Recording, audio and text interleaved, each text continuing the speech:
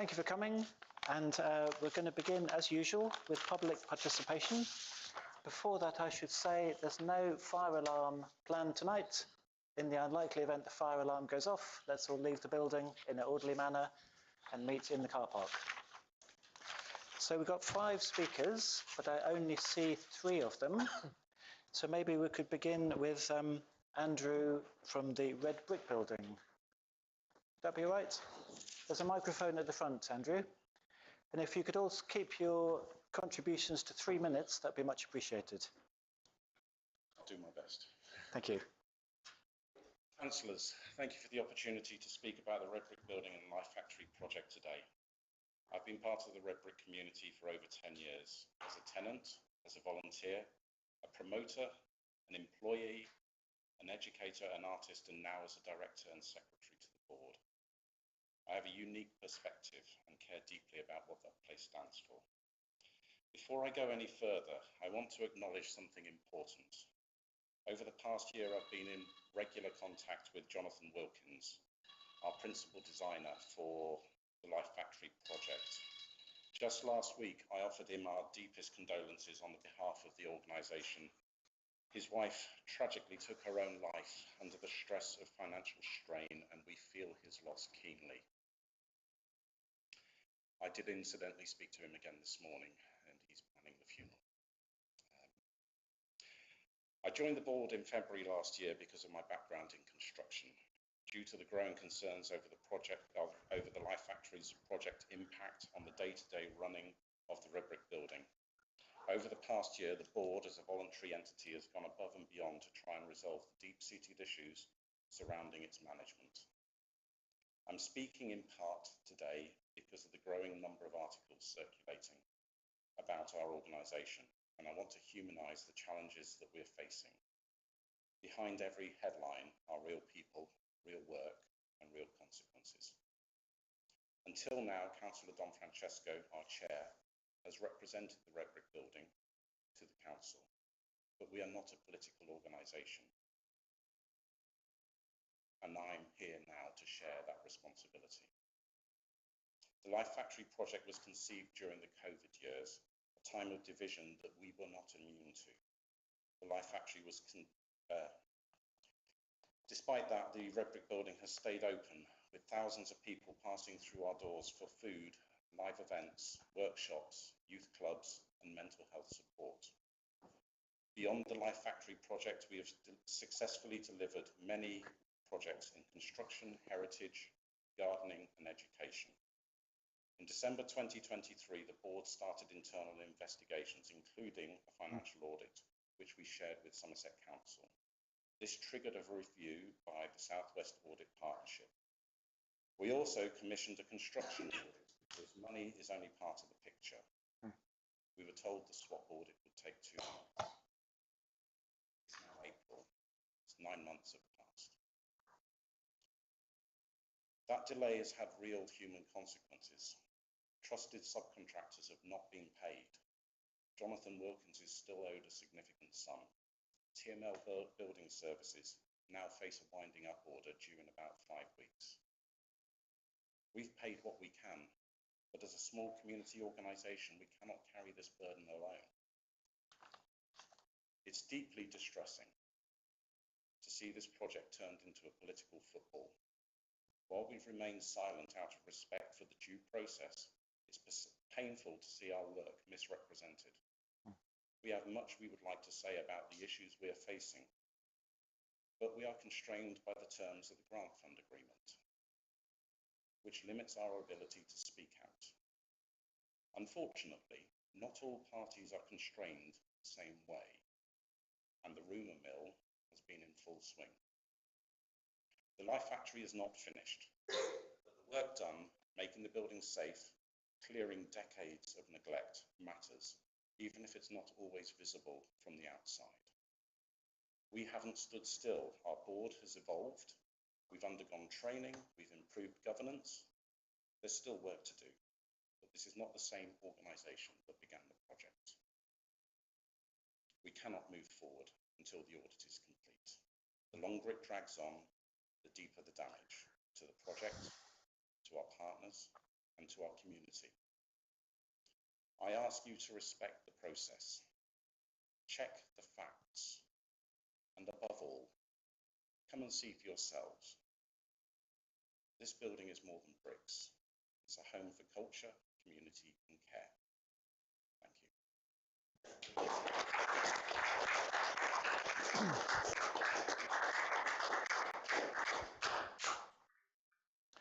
Thank you, really well put.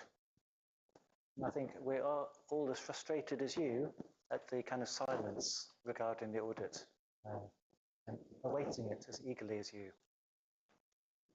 I would like to move on, call Gino Roselli to speak to us about World Heritage in Glastonbury. So again, 3 minutes, if you don't mind. Good evening, everyone.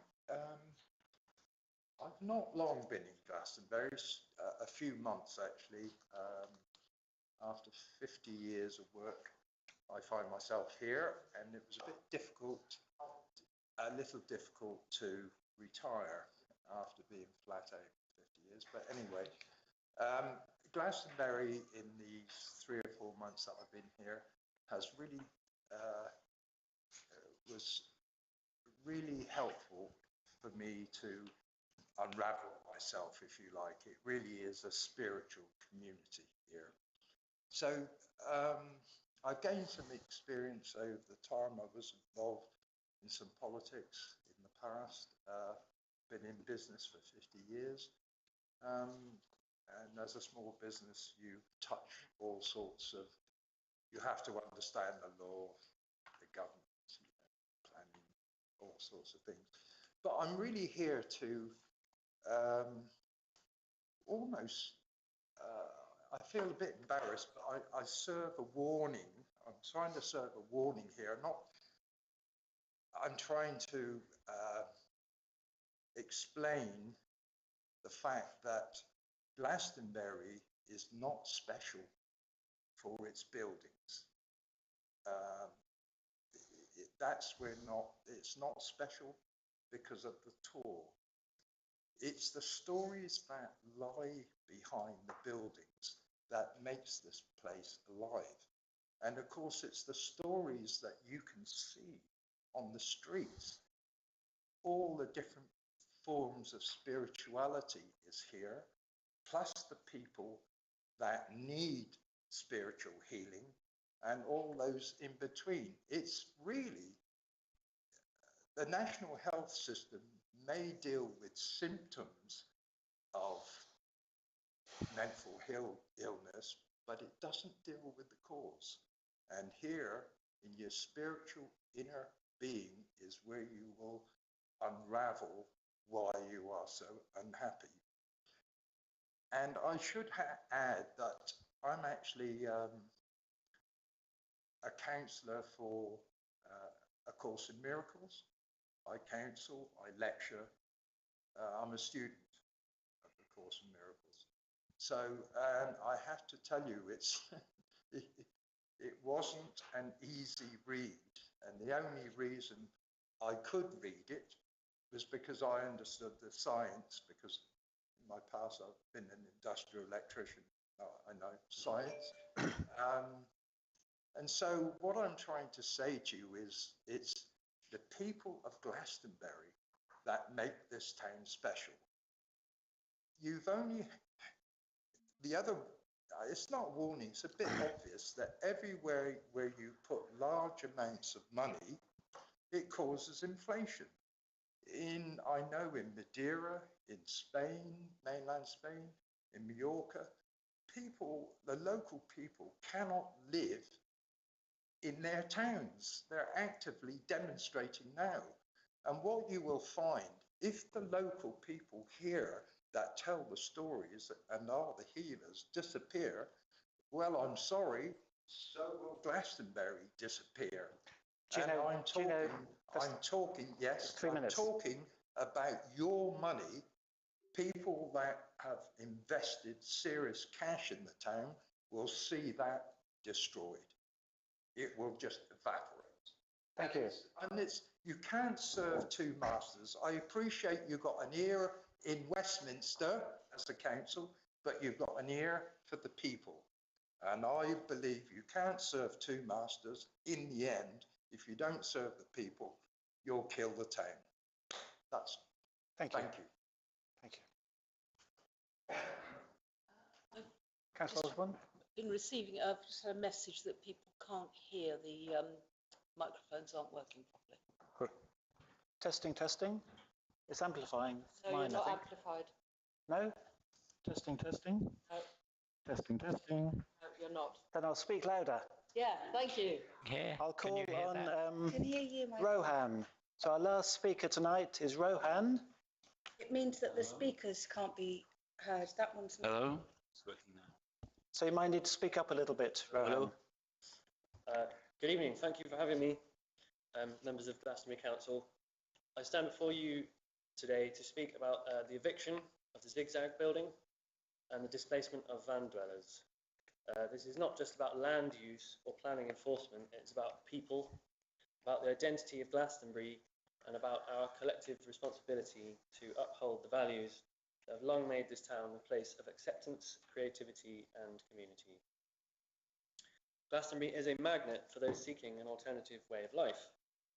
People are drawn by the festival and by the town's spiritual culture and history. But there is an undeniable division between those who live in conventional housing and those who do not. Should one's choice of home determine their worth in our community? Van dwellers and those in caravans are not a problem to be solved. They are part of Glastonbury's rich tapestry, contributing to its culture, economy and unique spirit. Instead of punitive measures that push people further into hardship, we should be working together to find solutions that respect everyone's right to live with dignity. We are already seeing positive steps towards unity. The upcoming Unity event aims to provide a platform for open dialogue. The Glastonbury Mental Health Network, led by Chloe Forfeit and others, Andrew, I believe, offers crucial support, and initiatives like Glastonbury Cleanup, just recently, show commitment to keeping our town beautiful and clean. These grassroots efforts reflect the true spirit of Glastonbury, people coming together to support one another, regardless of their backgrounds or living situations. The Zigzag has been an important part of the community, offering not just a space for creative expression, but also a refuge for those in need. It has hosted exhibitions, performances, discussions, welcoming everyone from artists and musicians to councillors and global charities. It's been an unofficial yet essential support network for the non-bricks and mortar community, helping individuals find stability and safety. With homelessness on the rise in places like Bristol and Shepton Mallet, where there's minimal support, the work that the Zigzag has done cannot be overlooked. Yet, Somerset Council has taken drastic action, serving enforcement notices to remove residents from the Zigzag. Since March 2023, this has drained the project's resources and energies, compromising its ability to function. Instead of recognising the value of the space, efforts have been made to vilify it, even bringing in law enforcement in an attempt to associate it with criminal activity, an effort that was ultimately unsuccessful. Thousands of pounds have been spent in legal battles, and we have received no real explanation for why it's been pursued so aggressively. Currently, we are working to comply with the enforcement, whilst also maintaining an open dialogue with Somerset Council. We hope to find a path forward that preserves the Zigzag space and supports those affected by eviction. However, we cannot do this alone. We are asking for your support, whether through raising public awareness, writing letters of support, or lobbying in council. The eviction of the Zigzag residents is adding to homelessness in Glastonbury. This is not an unintended consequence, it is a direct result of policy choices. Somerset Council has a responsibility to address this growing crisis with compassion and creativity. Rather than simply displacing people, we need innovative solutions that mitigate the social impact of these decisions.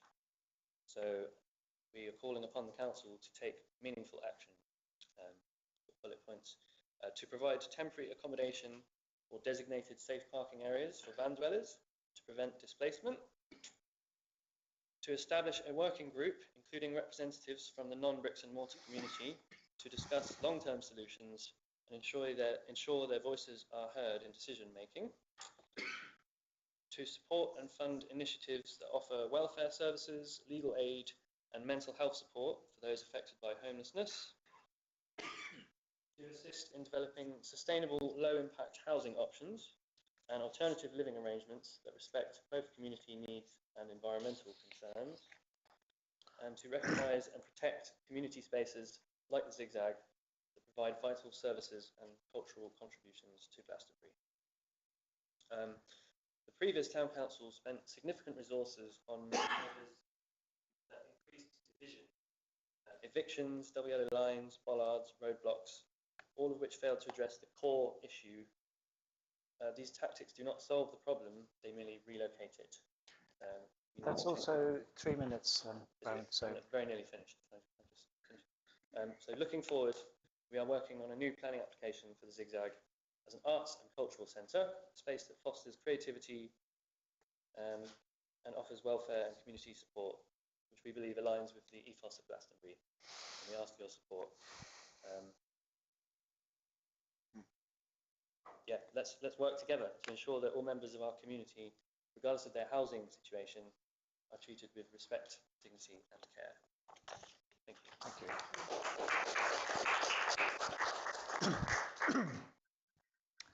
Thank you very much. We do have 2 more speakers, but I don't believe they're here. Roger Sarsby is not here. Nope.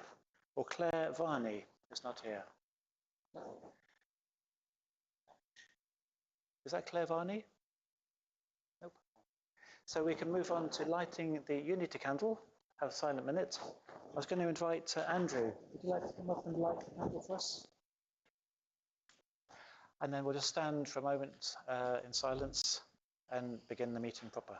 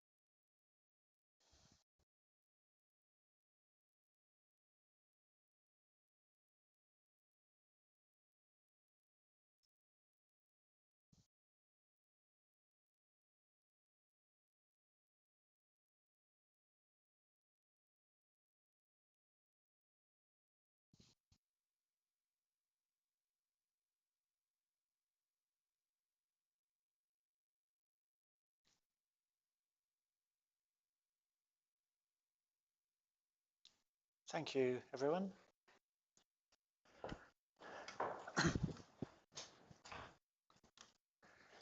So that's the end of public participation. Feel free to stay or feel free to leave as you wish. We'll begin the meeting proper with apologies for absence. Your Worship, I've had apologies from Councillor Henderson owing to family commitments, Councillor Cottle, fortunately unwell, and Councillor Much owing to a personal commitment. Great. I have apologies to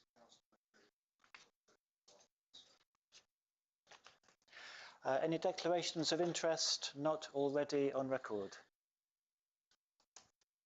Councillor Napper. Thank you, Worship. Yeah, Street Parish Council. Thank you. Any other fresh declarations of interest? Nope. So let's look at approve the minutes of the last meeting from the 11th of March, starting page 73. They might magically appear on the screen. Give the projector a second to warm up, Your Worship. Yep.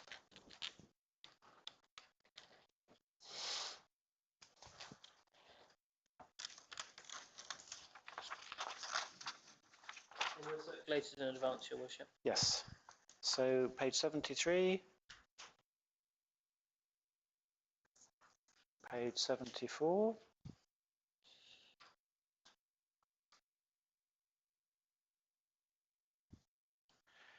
Page 75, neighbourhood plan, etc.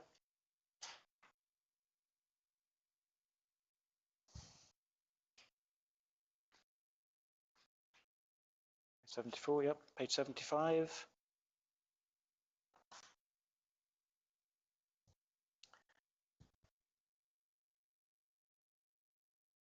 Page 76, planning committee.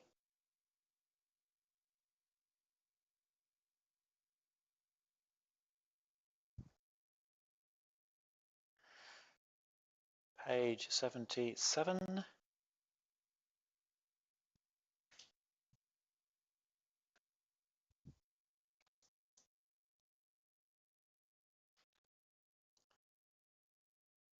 Page 78.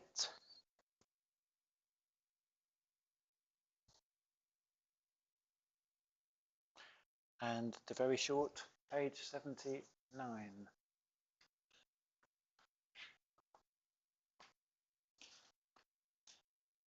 Oh, Councillor Napper, sorry.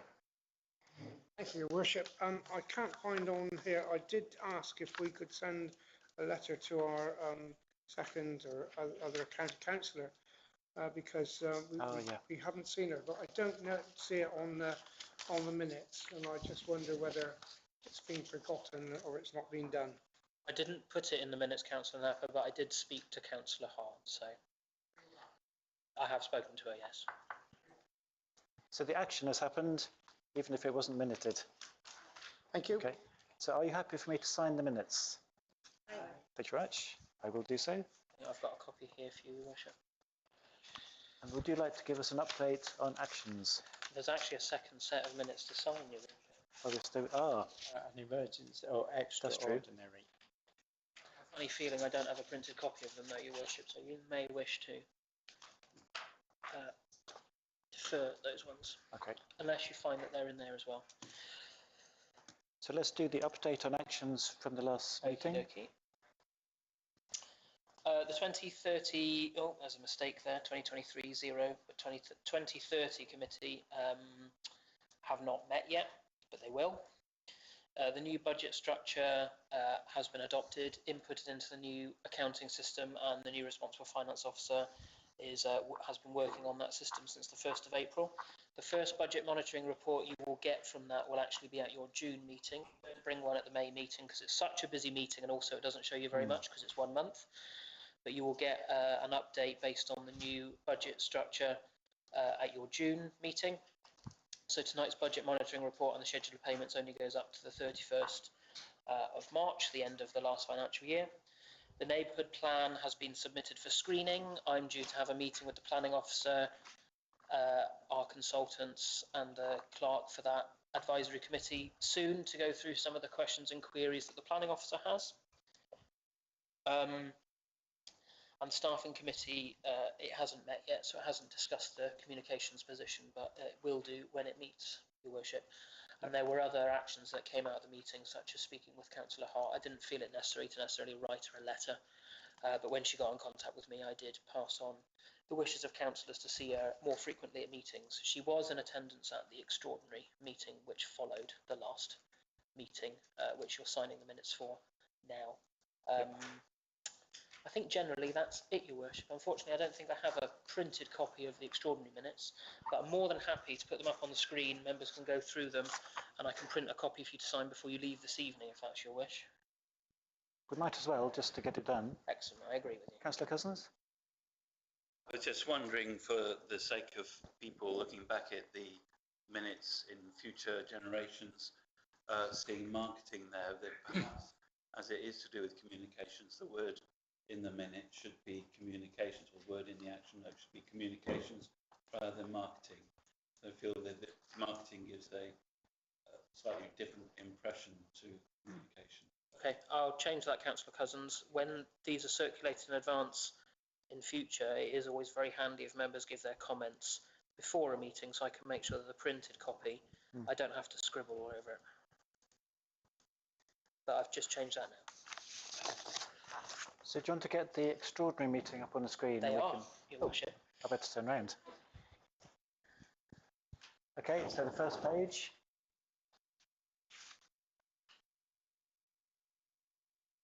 Page 80.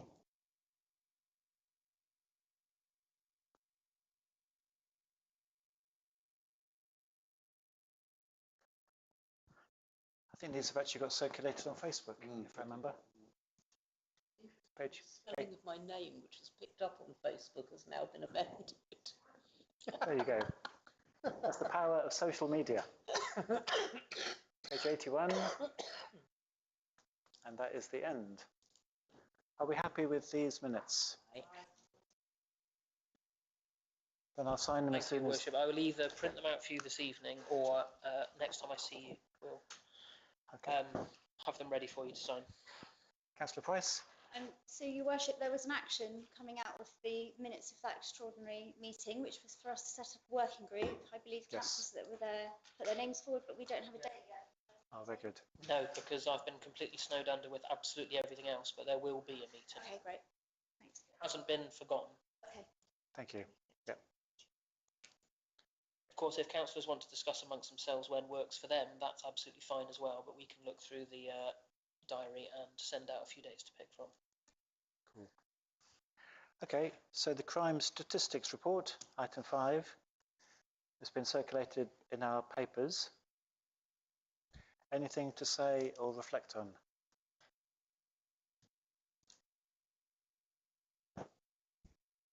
I had one point, and that was that Mel Rowlands has now gone to Wells, I believe. And so she's been a very good local officer, and maybe we ought to sort of write somehow and say thank you for her work. I'm hoping she comes back, Councillor White. I understand she's been seconded rather than moved. Or something, yeah. Councillor Cousins? Your Worship, I wonder whether we could cast an eye on the last 3 years of crime levels overview.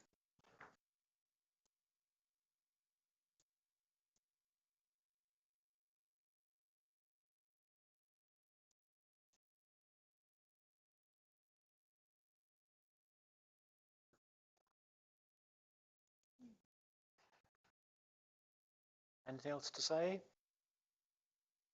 Or we will move. Really pleased to see there's so little bicycle theft. Makes me feel much more relaxed.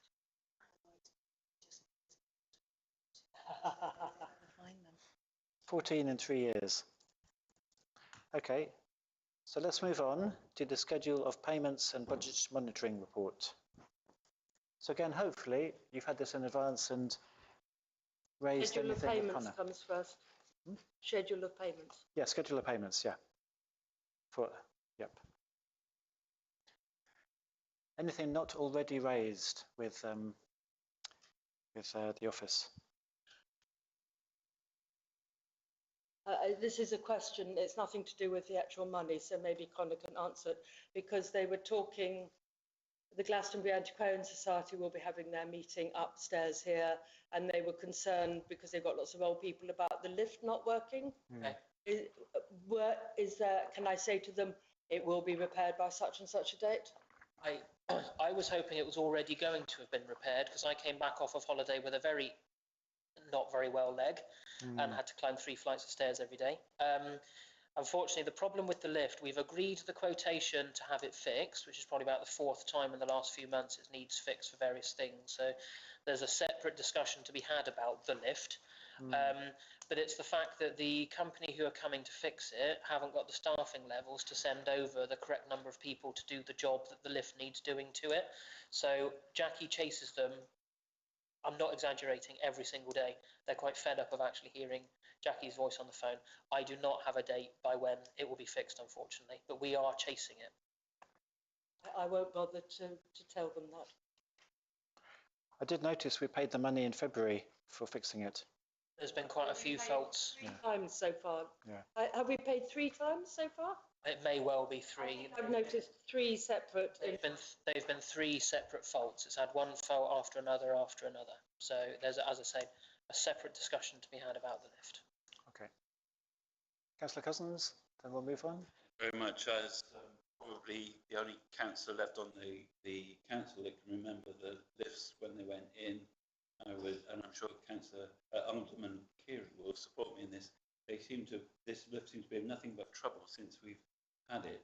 And I would strongly recommend to whichever committee it goes to, probably property and assets, that we look at getting a different lift altogether.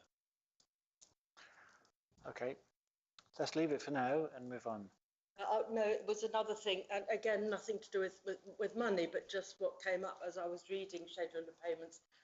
The left luggage lockers, they are now by the car park. Yes. Are they being better used now that they are more visible? Because I've always been concerned since they were installed that there's never been a clear notice saying you can leave your luggage here. And I was in the library and there was a woman speaking to the people in the library, and she had a great concern about the fact she had this big suitcase with her. That's a very good question, one that no one else has asked me, and one off the top of my head I don't know the answer to. It's obviously been a lot quieter over the winter, so they moved probably about last August time, I think. So I haven't done a comparison of previous use to current use, and I haven't asked that question, but I can have that question asked. Yeah, I guess. So I would really like there to be a very clear notice so that people getting off the bus with their luggage can see, oh, I can leave my luggage here. And there never has been a clear notice, and I have asked for it on several occasions. Okay. Yep, it's the first time you've asked it of me. I will. First time I've asked it of you, but yeah. I will take it back, and I guess I gave up, and then. The reason I think it probably didn't have a notice in the past because we wouldn't have been able to put one up because it used to sit outside here. Well, it was because of the wall, yeah. On the town hall, but we can certainly look at it with a view to when St Dunstan's house is handed back to us. Lovely, thank you. So are you happy for me to sign the schedule of payments? Aye. Thank you very much. So the budget monitoring report is now, the budget is 12 months and the figures are 12 months.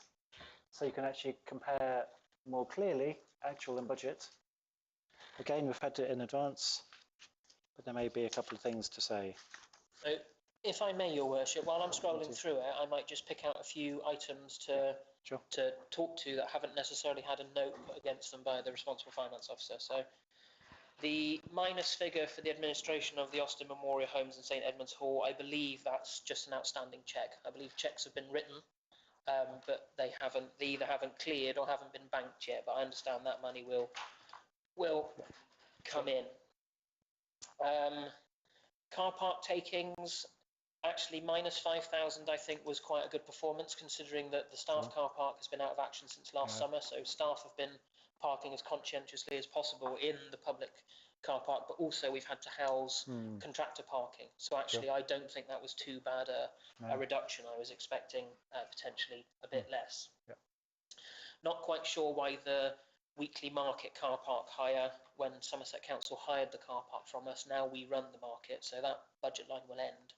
Not sure why there is money outstanding, either an invoice is outstanding or we made a mistake guessing how much would come in on that point of view.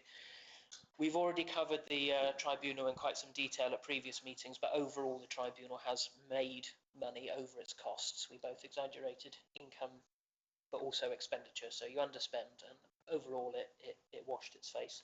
Got a question from Councillor Cousins. Okay.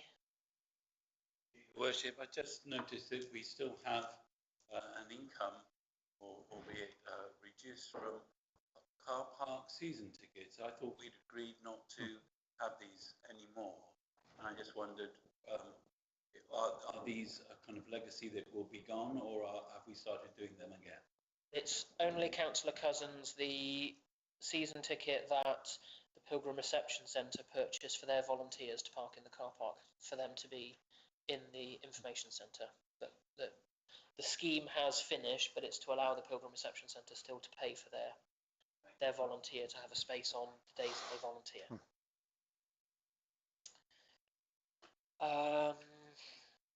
I think in terms of sort of accounts, end of year, Sage check, that was over budget because we've been running 2 finance systems, but that will change in this current year. Overall, it all sort of comes out in the wash. I don't know off the top of my head why subscriptions. I think that's the money for the human resources and health and safety consultancy and insurance that we have. I believe it's probably that amount of money. That looks to be what that amount. is there. Underspend. So in terms of shop Christmas lights, they overspent because we were buying new sets of lights. So next year we won't have that level of expenditure again. Frost Fair appears over budget, but it also made more in income than was expected. So that was a positive. The information centre in terms of costs did come in at £10,000 over budget. I don't have an exact breakdown of that, but it was our first year running it, so I guess it's a combination of staffing levels and stock and those kinds of things. The discount on lettings to selected groups will be ending next year, so that budget line is going to be removed. Town hall alterations, I think that was the works that we've had done to these windows in this room. It looks about that amount of money. If not, it might have been something else that we've had done that's not been the decarbonisation work. But you can see that the premises maintenance underspent, but it obviously wasn't an item that was maintenance, which is why it's got as an alteration.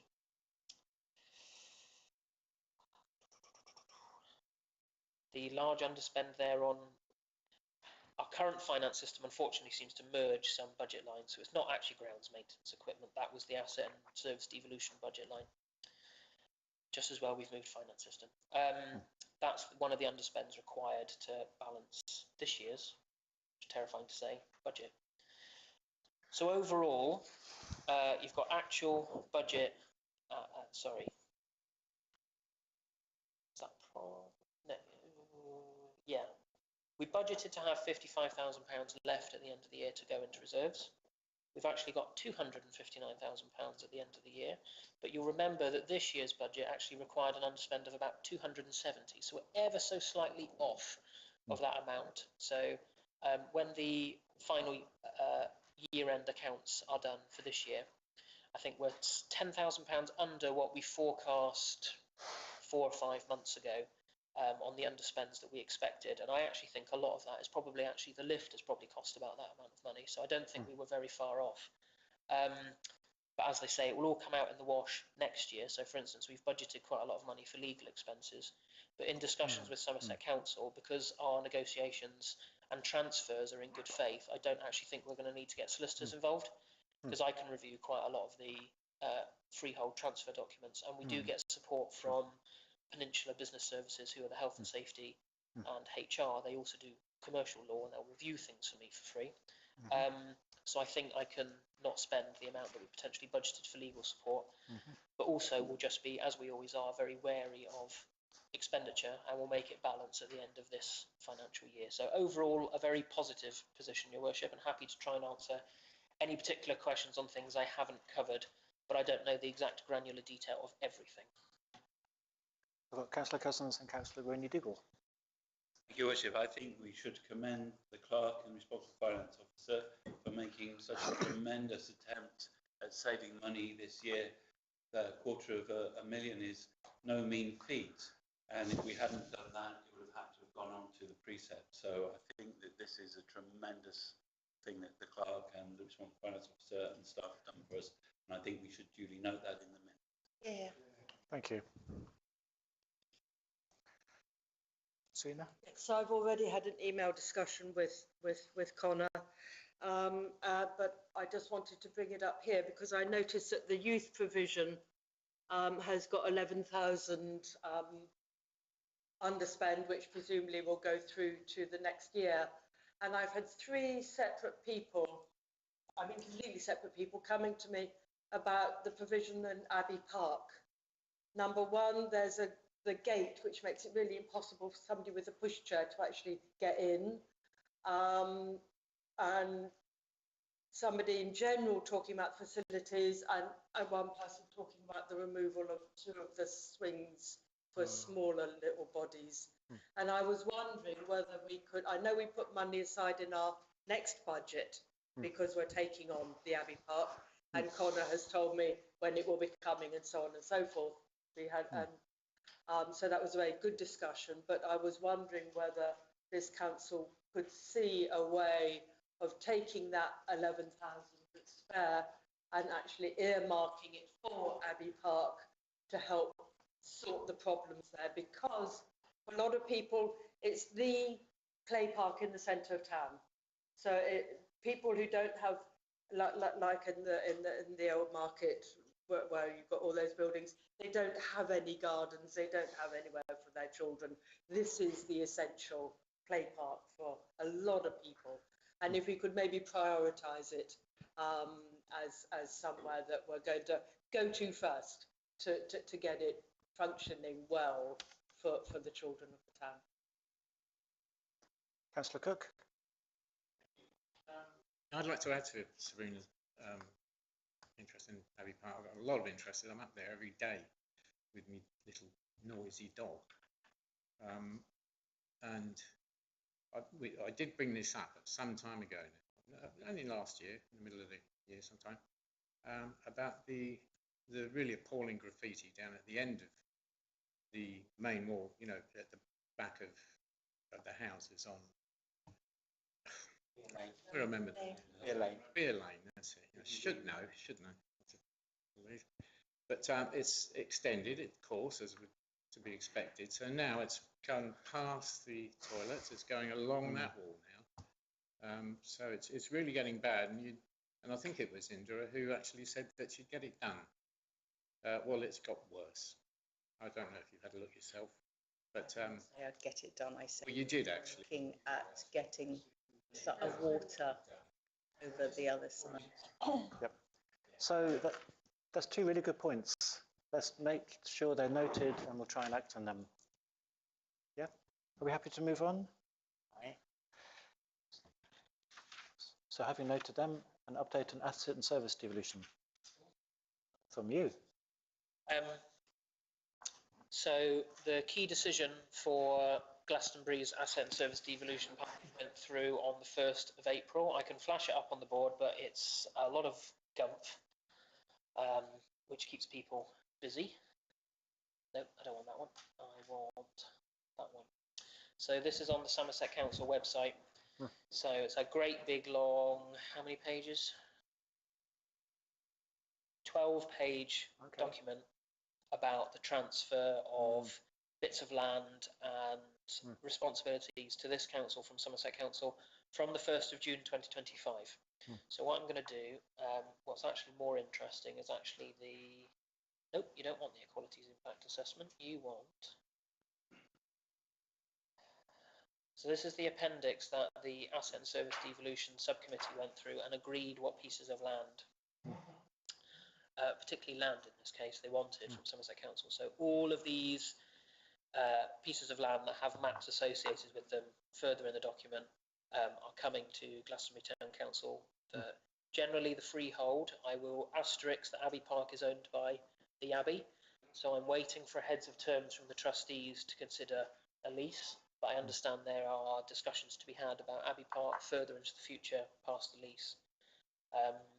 Interestingly, Somerset Council have been operating Abbey Park under a lease that expired in 1980 and no one's renewed it since 1980. So as I say, these pieces of land and the responsibility that comes with them, whether they be a play area, a piece of grass, etc. St Dunstan's car park, St Edmund's Hall, the land around St Edmund's Hall are all being hopefully freehold transferred to us for the 1st of June. So we're in the process of having that discussion with Somerset Council. I shan't flick through all the maps because they're just great big green blobs. But also the staffing committee need to meet to sort out 2 additional community services officers for outside responsibilities. And in terms of the play parks, because it's been raised, Your Worship, there's a £14,000 budget in this financial year for maintenance. So the likes of gates, swings, etc. will come from that amount of money. There's also an earmarked fund in this year of £70,000, and the idea of that is not to touch it, but actually is to add to that next financial year, 2026-27, to have an amount of money to actually redevelop Abbey Park. So one of the agenda items later on about a services committee, I'm kind of hoping one of the things that services committee will do, which will look at the kind of operational side of the town council, would be to consider things like the detail of a play park renovation, to then submit something to the Property and Assets Committee, who would then look at the capital side of it. Property and Assets don't need to decide, do you want this roundabout, that roundabout, a set of swings, you know, a purple climbing frame or a blue one. So that's some of the detail about how those pieces will move. In terms of the bits of green space we're taking on that are not necessarily play parks, there's certainly something for the 2030 committee to consider in terms of sort of grass cutting regimes, biodiversity gain, where it can be achieved, etc. So officers and councillors will be very busy looking at these different bits of land and additional responsibilities and how we want to do it for the betterment of Glastonbury. So other than that, Your Worship, it's all moving in a very positive way. 1st of June is a date for your diaries, hopefully. And yeah, I'll continue to give an update, but happy to try and take any questions where I can. Are you able to share those documents with us? Yes. Yeah. Councillor Napper. Thank you, Worship. What is the restrictive covenant?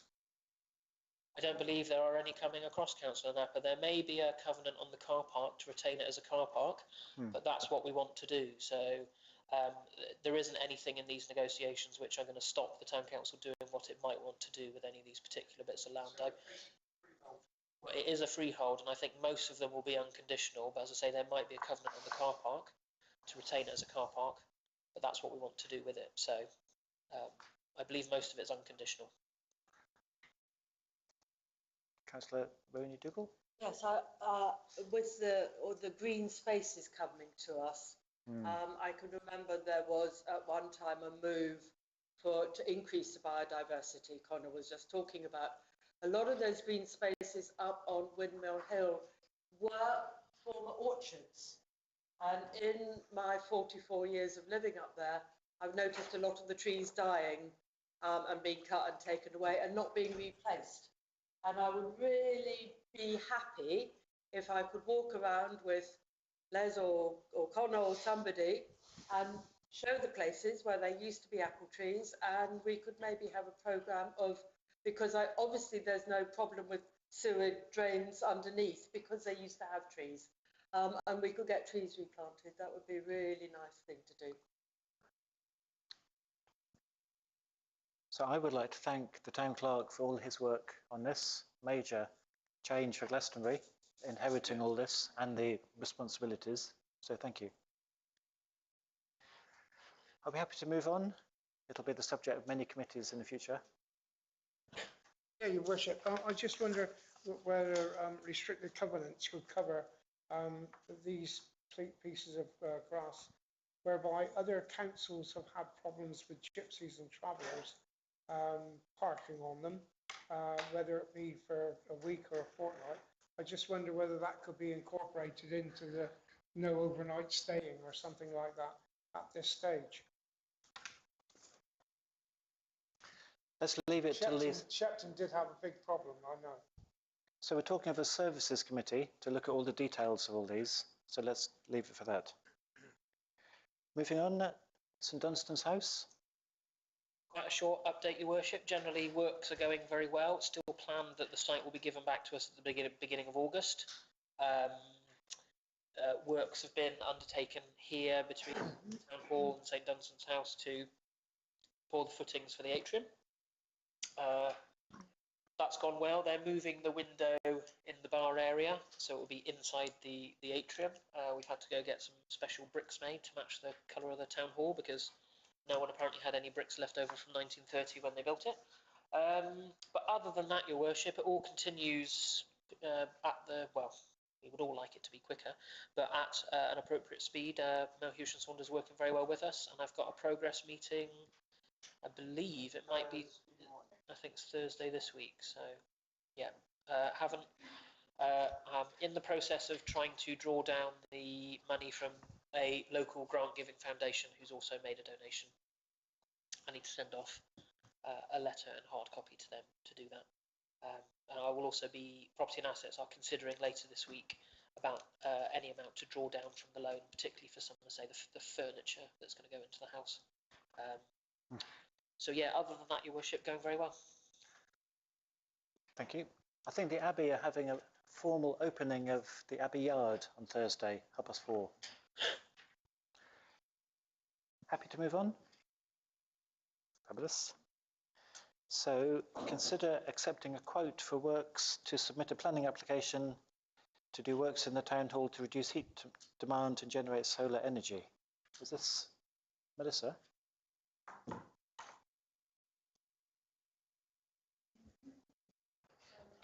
Yeah, the main decision I need from you is to accept or not a quote that we have for a chunk of work.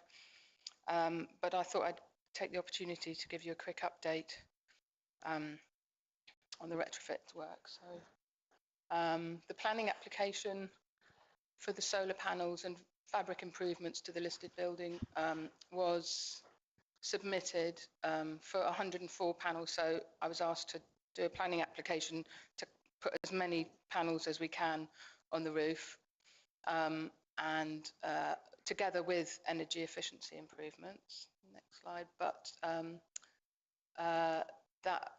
we were told to withdraw that and submit a pre-application because we were told it wouldn't be accepted because that, for various reasons. In the distribution folder, there was the comments from the conservation officer, but basically this is a summary that our architects wrote. Basically, the positive towards the internal energy efficiency measures, but not in support of the PV proposal due to its scale and visual impact of a historical asset. However,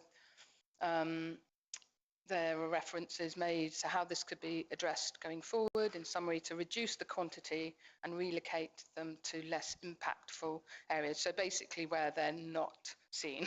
So there are a few places, but we need to develop that further. And they also suggested that with the atrium being built here, that the panels on the roof, the main hall roof, might be less shocking if they're next to a big glass roof. So they suggested delaying the application a bit so that it can be considered in context of the new building. So we've kind of delayed it a bit, but in order to get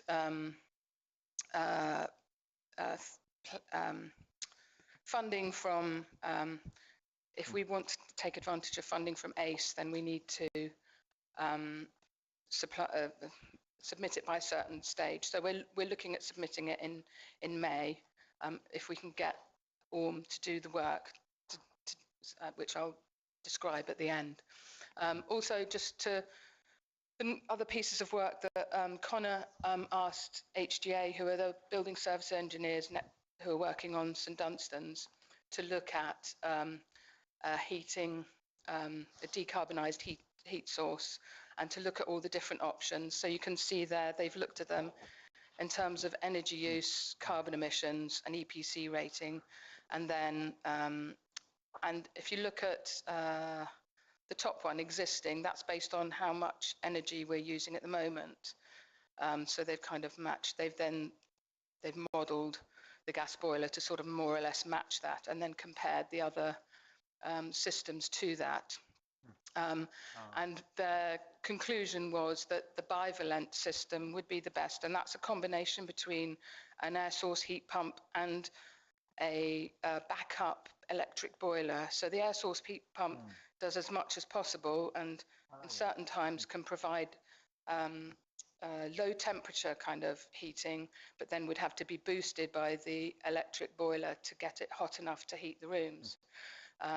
If you just use an air source heat pump, the problem is that you have to have all the radiators replaced with enormous ones to provide the same amount of heat. So the bivalent system looks like a good combination. If you see, the electric boiler on its own is much more expensive to run, which makes it not a good idea. So that's just a kind of update on that. And then we need to make a decision. Then obviously the other option for decarbonising the heating was what was presented to you the last meeting, in terms of just accepting that the gas that we get is decarbonised in the way that we do with electricity. But that's a decision that will be made by the 2030 committee, so that will be discussed in more detail then.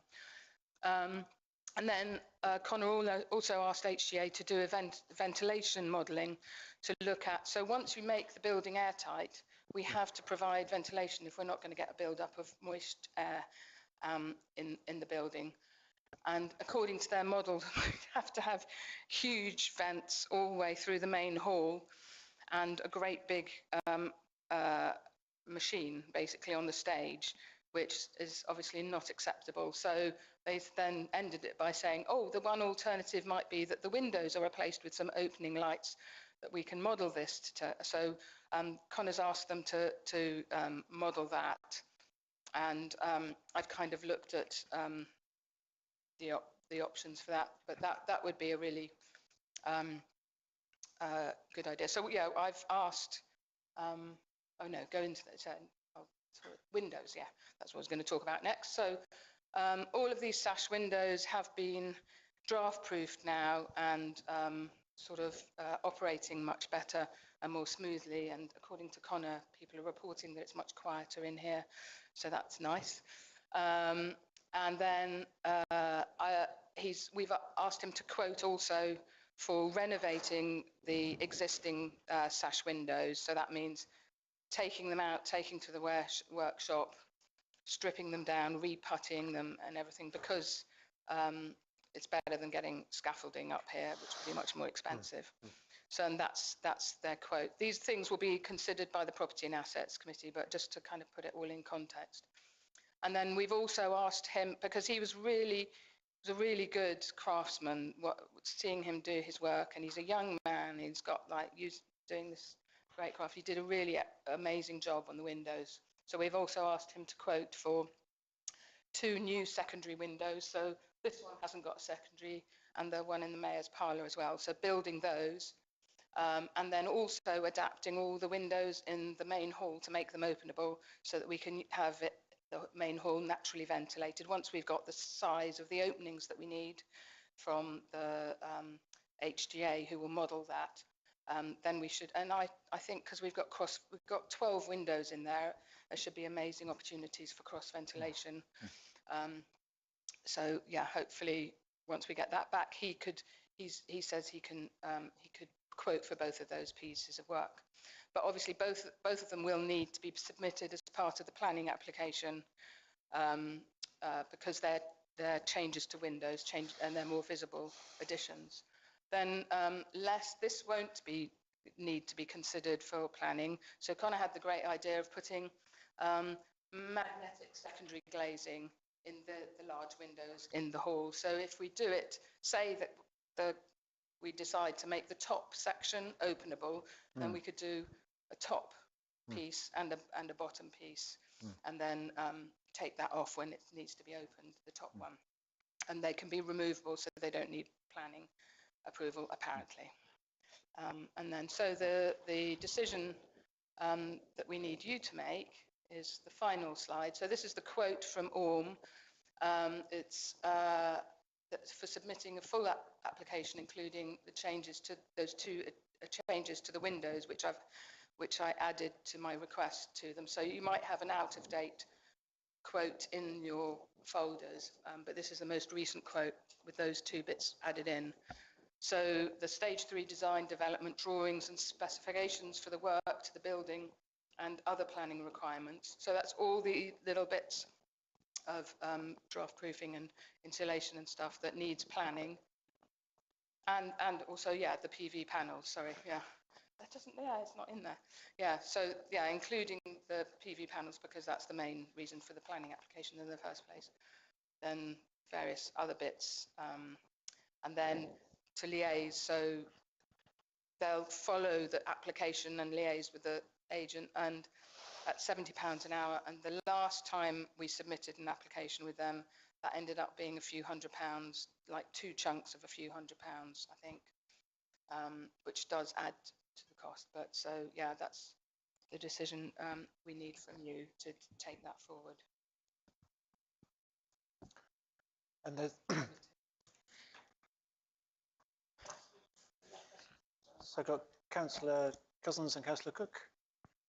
Thank you, Worship. Just a point of clarity. I am a unpaid, as we all are, director of Avalon Community Energy, which is a community benefit society. So none of the money it makes goes to private profit or goes to community benefit of people of Glastonbury. But as it was mentioned, I thought I should say this, and the funding that relates to the potential of putting the solar panels on the roof of this building comes from the town deal. And I am also a member of the town deal board.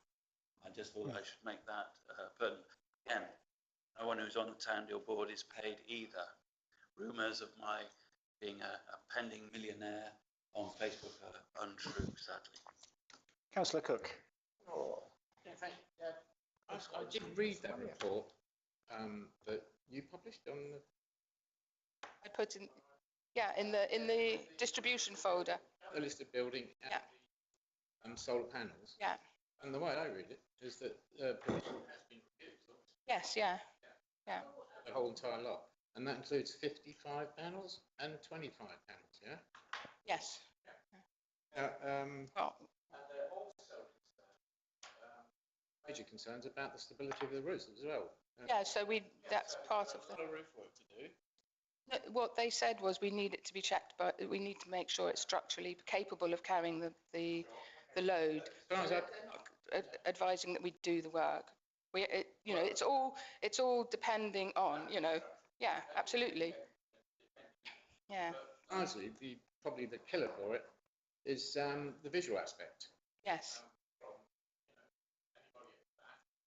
We know full too well only at planning that when Millfield wanted to put one of their tennis court lights, renew one of them, it was refused on account of the fact you could see it from the tour. And that was one line. Light pollution. It's not, it's downward pointing. I'm very concerned that we're chasing an egg here. Right, yeah. Yeah. So, which would be nice to be clear about it, because then we can all probably think about solutions, because we want to obviously help it, but, and like the consultant himself said, that, he sympathises with the ambitions of, the 2030 thing, Yeah.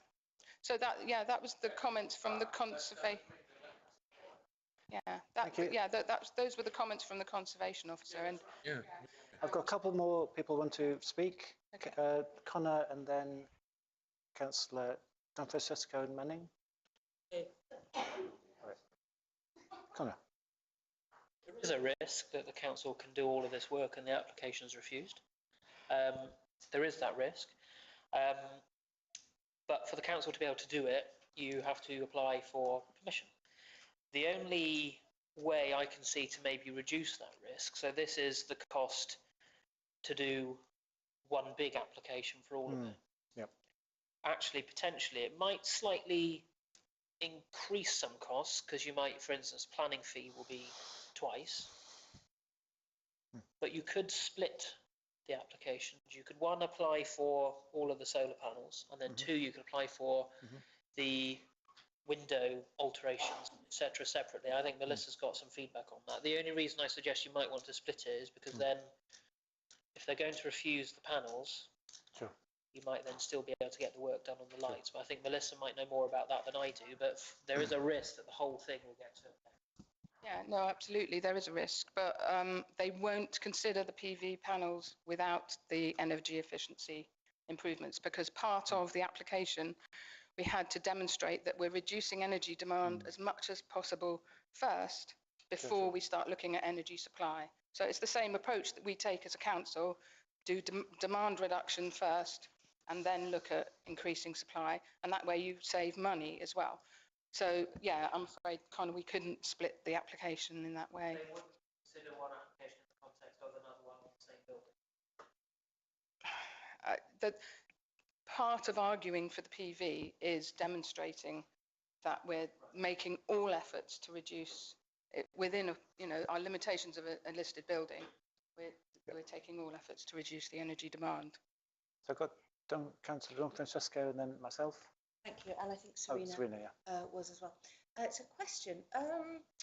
So obviously, if if ACE are contributing to the panels, there is obviously a little bit of a deadline to it. So if we are waiting for the atrium to be finished, how will that play? That's why the May is kind of the latest we can do it, and that's why we need the decision now, because Orm have to plan their workload, and we would need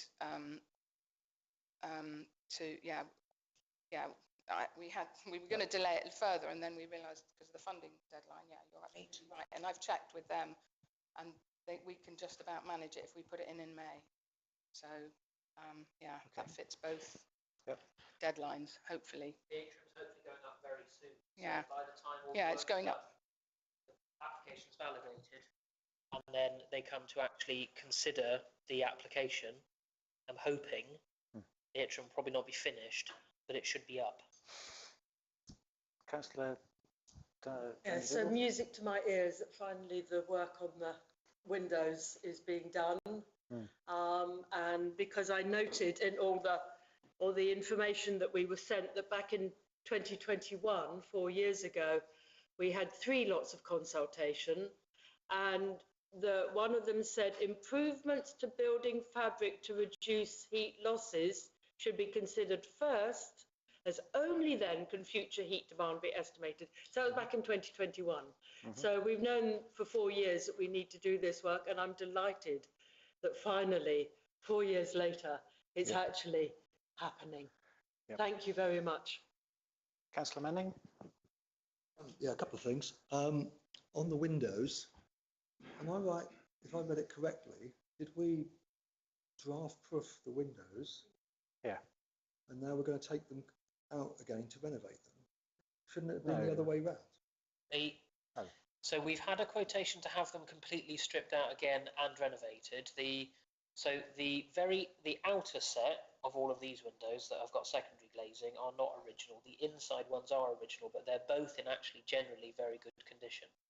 So in terms of, it will obviously improve them to have them taken out, stripped, repainted, reputtied, etc., etc. The reason we've not asked you for a decision on that this evening is because I'm not 100% sure exactly how much work they all need. Certainly the outside set need painting, protecting from the weather, but I'm not sure exactly how much work, because the amount of work that the gentleman did to actually just take them out, draft proof them, re-weighted them, has actually put the stops on so that they don't open too much, because they were unlawful before. I didn't know, but you're only allowed them to open so much. Like when you go to a hotel, you can only open a window a certain amount. So, as I say, the reason we're not asking for a decision on that is because I'm not 100% convinced exactly how much work they all need. But it was just to demonstrate that these are things that we're looking into and considering. Having them renovated doesn't affect the draft proofing. So it's not like you'd have to take it all out to renovate them. It's more about stripping the paint, reputtying them, all of that kind of work. It wouldn't affect the draft proofing. I've got Indra and then Councillor Cook. Thank you, Your Worship. I was just going to say that with the information that if we go with ACE, we would get basically the panels for free. I think it's imperative actually that we do move today. So I would propose that we accept this amended quote and take it forward. I've got a couple more, then maybe move to a vote. Could you just be clear on how much we're spending?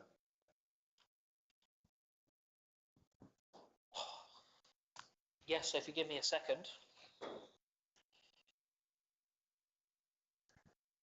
Councillor Cook, do you want to make your point? Oh, thanks. Yeah, it's always difficult with a developer, i.e. the town council, and then the public. But this is being a public building. We really should take account of what people are going to think of us putting a whole, 75 solar panels on the roofs here, when they're going to be seen from up there, over there, all over the place. And it's not going to be pretty. There's no way you can make them pretty. And, especially in a, historic building like this, it is going to make a significant amount of difference that amount of panels. I mean, if you had 20, fine. But obviously that's not going to do much use really, is it? So, I mean, if they've already made that assessment that they wouldn't accept it or approve it, then I really don't understand what else you can do, really. Can I? Unless you ask Orm, who's I assume doing all the drawings, then they can come up with some nice visuals easily. Yep. You can do it in an hour. My daughter did a whole house in 9 hours. So, I mean, it's easy to do, but it's got to be accurate. If you do that accurately and then take it out to public before you even put a planning application in, to the people who are going to be concerned one way or another. I just fail to see the point of just going ahead with a project, spending all the, the fees on it, putting the application in, and everybody's up in arms about it. I just don't get the point doing that. Visual impact is something that the planners will consider, Councillor Cook, and obviously the public will have their chance when the application's in to make their comments for, against, or just a general comment. It shouldn't be making decisions by referendum. So we do have a... Okay, and then let's try to move... this is precisely what I'm saying. Rather than go to the whole point of putting the whole exercise in a planning application, why not consult with the residents for a start, or the surrounding... Doesn't a reply. It's my understanding, Councillor Cook, that it's the direction the council wants to take to submit this planning application. That's why we've been working on it. Once you've got evidence, so you have to get quotes and everything else as well, don't you? And drawings to actually put them in, where they're going, which way they're facing. This is what the council want, Councillor Cook. Okay. So I'd like to say something. So my understanding is that this is the direction the council want to go in. I understand there's negotiations going on about what would be acceptable with the solar panels. Maybe not 104, but maybe something. So I would support the motion as long as the negotiations go forward with the planners looking to achieve consensus, with the pre-app stage before we commit to it. Are we ready to move to vote? There isn't a seconder, Your Worship. And in terms of Councillor Smythe's question, net of VAT, which we reclaim, yes, and without the liaison between the local authority through the validation and determination period, it comes under just under £15,000, £14,950, excluding VAT and excluding the liaison. So you can look to probably be looking to spend £16,000 to £17,000, I reckon, in total. Councillor Manning? I just want to say that I'm on the board of the town deal, and because we are supplying the panels, I feel that I should abstain from the vote. Second proposal to accept this amended quote to move forward. Okay. So we should move to vote. We do have a proposer. I'll second. And a seconder. So let's move to vote on this. Accepting the quotation for works for submitting a planning application. All those in favour? A little bit reluctantly, but yeah. All those abstaining? All those abstaining? And all those against? That was about... A majority, Your Worship. Okay. Okay, thank you, everyone. Yep. You enjoy society. So moving on again, this is a motion. This is a motion, but it doesn't say who's proposing it, to write to Richard Wilkins at Somerset. Is it yourself? Thank you, Your Worship. I am proposing this motion. It normally does say that. Oh, I do apologise. That's an oversight on my part. It's proposed by Councillor Cousins and seconded by Councillor Oney-Dougal. This is something that has been of interest to our community for a long time, or members of our community. Oh, sorry, yes. Before you put the photo up, though, please let me, because I can't remember the motion off hand, so I would like to say this council resolves to write to Councillor Richard Wilkins at Somerset Council. Councillor Wilkins is a portfolio holder related to this, to the highways, to request that Somerset Highways install a pedestrian and bike crossing. This is normally known as a two-foot crossing, for those who are interested, across the A39 in Glastonbury, near as is legally available to the roundabout, so that residents and visitors can cross the bypass from near the Travelodge to the Millstream Estate. This enables Beckery residents and visitors staying at the Premier Inn and Travelodge who have to dodge the traffic to get to the centre of Glastonbury on foot or by bike, and allows Glastonbury residents to access the retail estate, i.e. Tesco's, other shops are available for their shopping. I think that this is something that is well overdue. There's certainly a lot of support for it within people within the town's been campaigning for it for quite a while. And I feel, quite rightly, as Councillor Cook says, that we should respond to the thoughts of our residents, that we should move forward with this motion. I would now like to defer to my seconder. I will speak at the end after we've heard any objections. Are there any objections?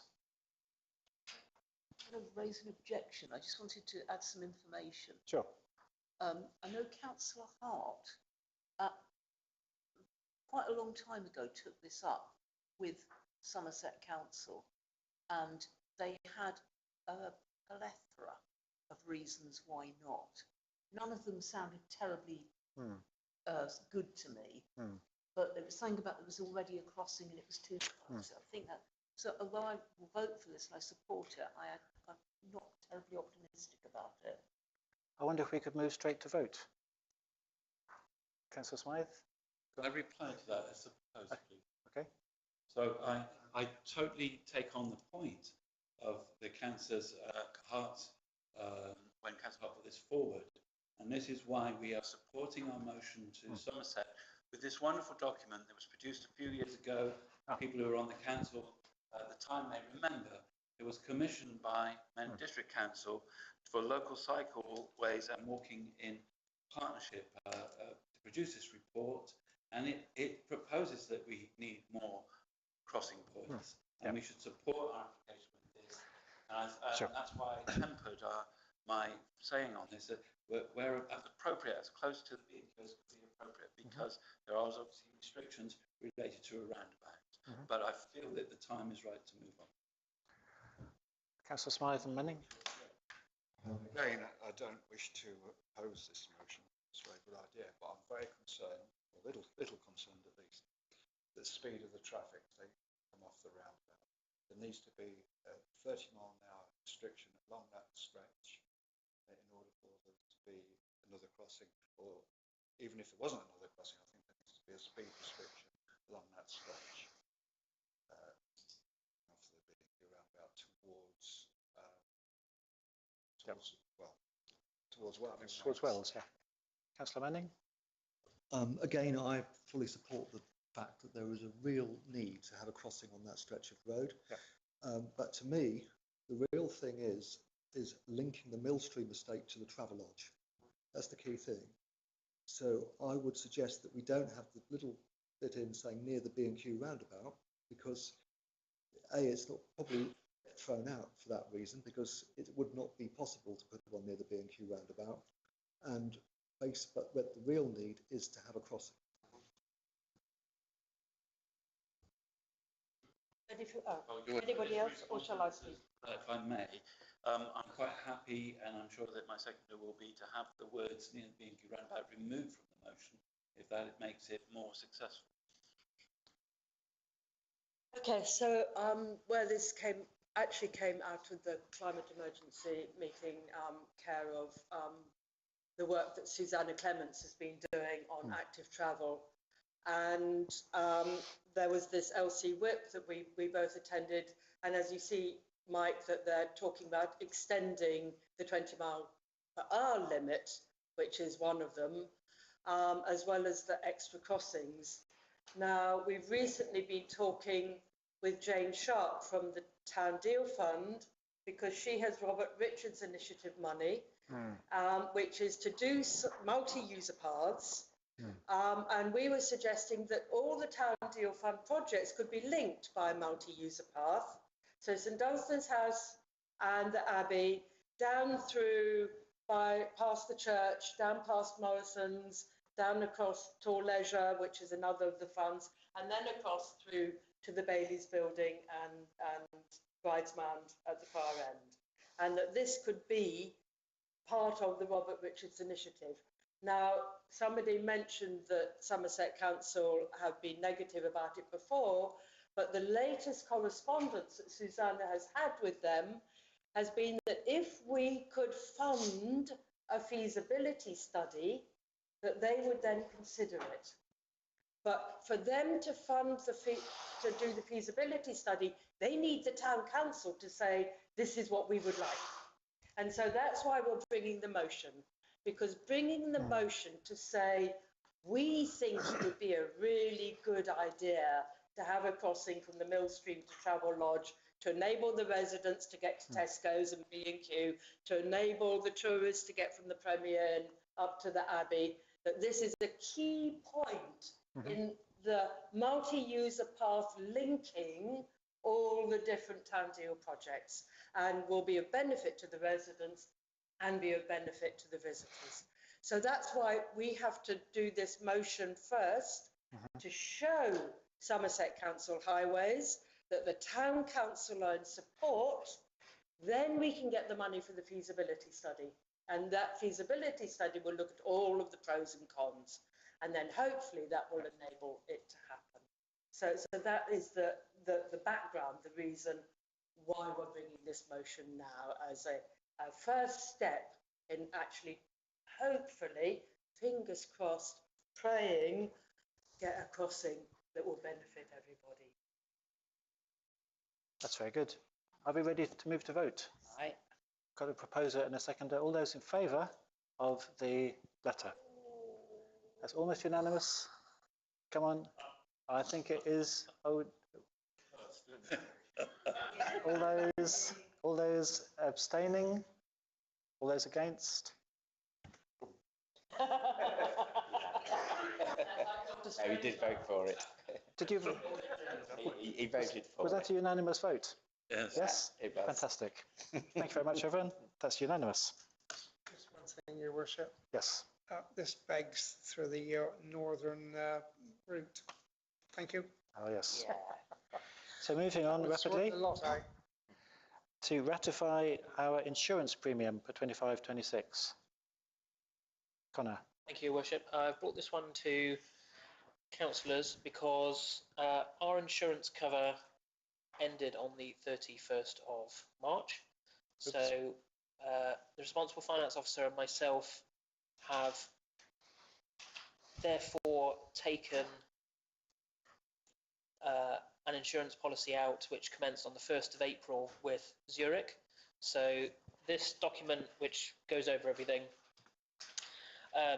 was in the folder. So we'd come to the end of our 3-year deal with Zurich.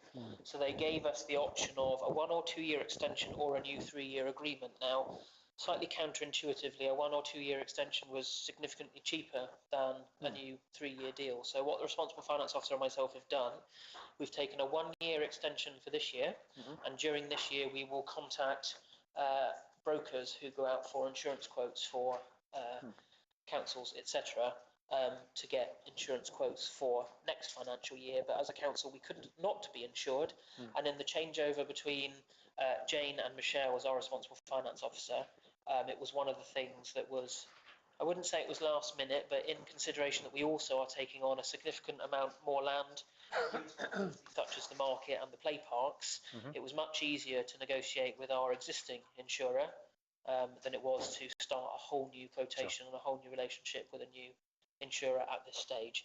So we have taken out a 1 year extension, so we have been insured since the 1st of April, and the premium was £8,555.45. So what I'm asking full council to do is to ratify that we've done that, because it's a significant amount of money, but it is within the budgetary provision that we put in this year's budget for insurance. We took a guess and we said that insurance will be £10,000 for this year, so it is under the amount that we budgeted. But what I'm hoping is that someone will propose second and a vote will be taken, that you ratify that we've taken out this insurance policy, knowing that this year brokers to go for our insurance cover for next financial year. Councillor Cousins. I propose what the clerk just said. Councillor Cook. I just asked you, that includes everything to do with public and employees' liability? Yes, that's public liability, employers' liability, our named assets, other assets, it's everything. Would you care to second the motion, Councillor Cook? Fine, yeah. Move to vote, Chair. Move to vote. All those in favour of ratifying the insurance? That's unanimous again, apart from Councillor Ronnie Dougal, who's out the room. Okay, thank you. Fabulous. So, and then to consider and adopt an amendment to the Town Council's venue booking policy. Thank you, Worship. In conjunction with our new accounting system, we are proposing an amendment to the venue hire policy, which I've highlighted in green, that we will have a system to take deposits for bookings that are being held, excuse me, in future financial years, because we can't confirm the prices until about the January before a financial year commences, and quite a lot of bookings book well in advance of that. So the plan is to take a 25% deposit at the time that an event is quoted based on current prices, and that a balance invoice will be issued once the financial year that the event is in, once the hire charges for that year are known. And also to add in a cancellation policy whereby there is a graduated rate of refund offered for different lengths of notice in terms of event cancellation. So this is just part of my ongoing task to shore up various policies and T's and C's that the Town Council have, and particularly, as I say, in view of moving to the new finance system. And also in terms of feedback from hirers, a lot of hirers actually want to secure their date by paying a deposit, and we haven't had a procedure to do that as of yet. So we are hoping that there will be a proposer and a seconder for these additions, and the reason it's being brought to full council is because the new finance system started on the 1st of April, and this was the soonest meeting to get these additions to the policy included. So happy to take any questions, Your Worship, but hopefully a proposer, seconder for these new terms, and a vote, please. I've got Councillor Don Francesco and Councillor Moore. I would like to propose this as going forward, but I'd also like to ask a question. Do we have many people cancelling, and has it proposed a problem? No, I don't think many people do cancel, Councillor Don Francesco. It was just in terms of then having a policy for that. So, for instance, if you had a very large booking that cancelled with only a few days' notice, there was nothing in our policy that said how much they would or would not be refunded. So all hire costs need to be paid before the event, but there was nothing written down in terms of, I don't know, for instance, if you had a conference that ran over a long weekend, their booking, if they have multiple rooms, can extend to several £1000s. And if they booked the day before, there was nothing in the T's and C's about how much refund they weren't or they were entitled to. So, but I don't believe many people cancel at all. I mean, there's an element of discretion. If someone had to cancel for, you know, ill health, something completely out of their control, there is an element of discretion, but there was nothing in our T's and C's. Councillor Napper. Thank you, Worship. When anyone hires the hall, is there an insurance premium on that for any damage done to the hall? Only I ask because, I don't know, back in the 1990s, I hired the hall for my daughter's wedding, and the guys up on the stage with a spotlight burnt the curtains. I had to pay for new curtains in the town hall, which was quite considerable. I don't know what it is now, but anyway, I just wondered whether there was an insurance guarantee about that kind of thing. We don't insure that, Councillor Napper. There is a term and condition that if damage is caused to the hall, that actually it does get charged to the hirer. So, for instance, there was an event and someone decided that the emergency light on the back of the main hall looked quite attractive for them to punch. No, that wouldn't be. I'm not saying it was you, Councillor Napper. The cost of that was then charged to the hirer. So there is already a term and condition about any damage caused. And for instance, we've had a couple of bookings where they've put tape on the wall and it's pulled off bits of paint, and they've been charged for the paint to be pushed up, etc. So there's already a term and condition about that. We don't insure that. That's a responsibility of the hirer to not cause damage, and where they do, presumably not by malice, but Sure. probably not by negligence either, but just things happen, they do have to pay for it. I just wondered if the hirer was penniless, how we could recompense with the hall. We have to carry on chasing them, Councillor Napper, and if it becomes a bad debt, the council has to consider writing it off. Councillor Cook. Oh, yeah, thanks. Yes, I did read through all of that. Very interesting. And the one thing I was just to start, hang on, was when you're talking about hire fees, etc., and sort of what the event's about. You just mentioned the word security must be covered, and that's. Okay. That was a real. And also, the town hall insurance won't cover the event. No, the town hall insurance doesn't cover anyone's event. That's what I mean. It's a public building, it's a public hall, it'll be a public event. We've never covered any event that's happened in here, Councillor Cook. Never. We've never, ever insured a private hirer's event in this building. We are insured for our own events, not for a private hirer. We don't provide that. It's up to them to provide insurance. It is. If you're actually going to be serving to these people. Serving what? Sorry, Councillor Cook.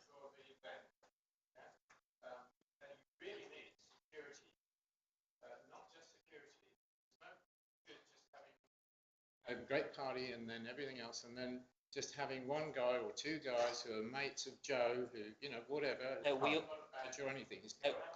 We insist they are SIA qualified, and we actually recommend companies to hirers where they require security. If it's a non-ticketed event, they will require security. Yeah. Sorry? 60 bouncers. So, well, it's called security. we're being asked to consider a couple of amendments. We have got a proposer for that. I'll second. We've got a second for that. Are we happy to move to vote? All those in favour of amending the booking policy? It's nearly unanimous. All those against? All those against? Are you against? No? All those abstaining? We've got one abstention. Unanimous with one abstention. All right, thank you, everyone.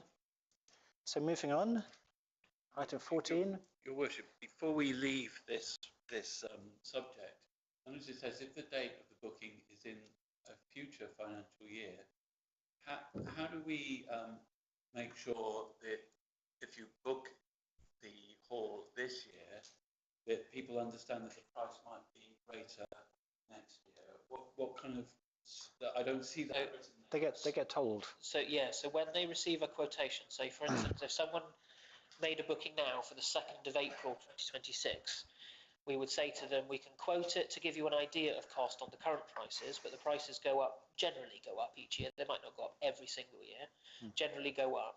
We will issue you a deposit invoice of 25% of the value that we can quote now, and then come January 2026, when we will know what the prices are from the 1st of April 2026, because property and assets tend to agree the scale of charges in November, so by January we will definitely know that there will be a balance invoice issued for the remaining amount, and that will include the amount that the fees have or haven't gone up by. So in their discussions with the office when they're making their booking, they are told that. Yep. So this document really is just the T's and C's on black and white, but there's a lot more discussion that's had between a hirer and those taking the booking, and that is explained. And then obviously, if a hirer receives their balance invoice and doesn't wish to pay it, then they have their balance invoice repaid as per the cancellation policy, because they give more than 30 days notice of their event cancellation. Yep, thank you. Thank you. It's very good to be improving everything one by one. So let's move on and let's consider establishing a services committee for 25-26 and beyond. At the annual meeting of the council, I didn't quite understand that. So the annual meeting of the council, Your Worship, is the May meeting, informally known as mayor making, but that's the annual council meeting. Now, I'm not necessarily requesting a decision because there's no draft terms of reference, but I wanted to share this idea with councillors so I don't spend a long time preparing the terms of reference that you don't like. So the idea would be that there's a lot of new functions that this town council is taking on that at the moment there is no democratic oversight, as in councillors, there's no real mechanism or place for you to get involved with how they run. So I'm particularly thinking, so for instance, the information centre, the tribunal, on new responsibilities around the market, play parks, more open spaces, etc. So it was my thought that actually the youth committee could be subsumed into this. So the services committee would really look at basically the operations of the council. So you've got property and assets that looks at the capital, the physical things, what you might do to improve them. The services committee really looks at what are we doing and how are we doing it. And then it gives councillors the opportunity to go, well, actually, maybe we could consider cutting the grass 5 times a year rather than 4. Maybe we should look at, yes, let's accept a quotation for something. Let's grant a market external to ours, because we'll have the rights in the charter, the right to hold a market in Glastonbury. So it's it covers these new functions, these new responsibilities that we've taken on in the last couple of years. Includes youth provision as a service. So in terms of the grants that can still be offered and the YMCA contract and all of those bits and pieces, it's something that the services committee will then consider. So it's really looking at the operations. So I've had feedback from councillors that there's things that you've not been able to get involved in, not been able to sort of guide in terms of direction. So it's not looking at management, it's the sort of governance and general direction, being able to say, well, we'd really like, ultimately to end up here. We're currently at point A, we'd like to end up at point B. We think you should go in this direction and start doing this. So what I'm hoping is a general consensus, yay or nay, from councillors, whether you think this is generally a good idea. I can prepare a draft set of terms of reference for it to be considered at your next meeting, and then obviously councillors can nominate themselves to sit on it. And certainly I'm happy to try and answer any questions now. Councillor Manning. A quick question, would this be a delegated committee? It would, yes, Councillor Manning, it would make decisions.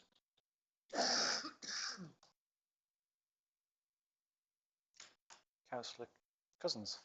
I think that if it actually takes on the role of one of the existing committees and thereby doesn't extend the number of committees that we have, it should be something that we move forward to. We certainly have a great deal of change happening and we need some way of overviewing that. And I would support the consideration. I'm minded to ask through the Mayor, the clerk, whether he needs someone to propose this or just someone to acknowledge it.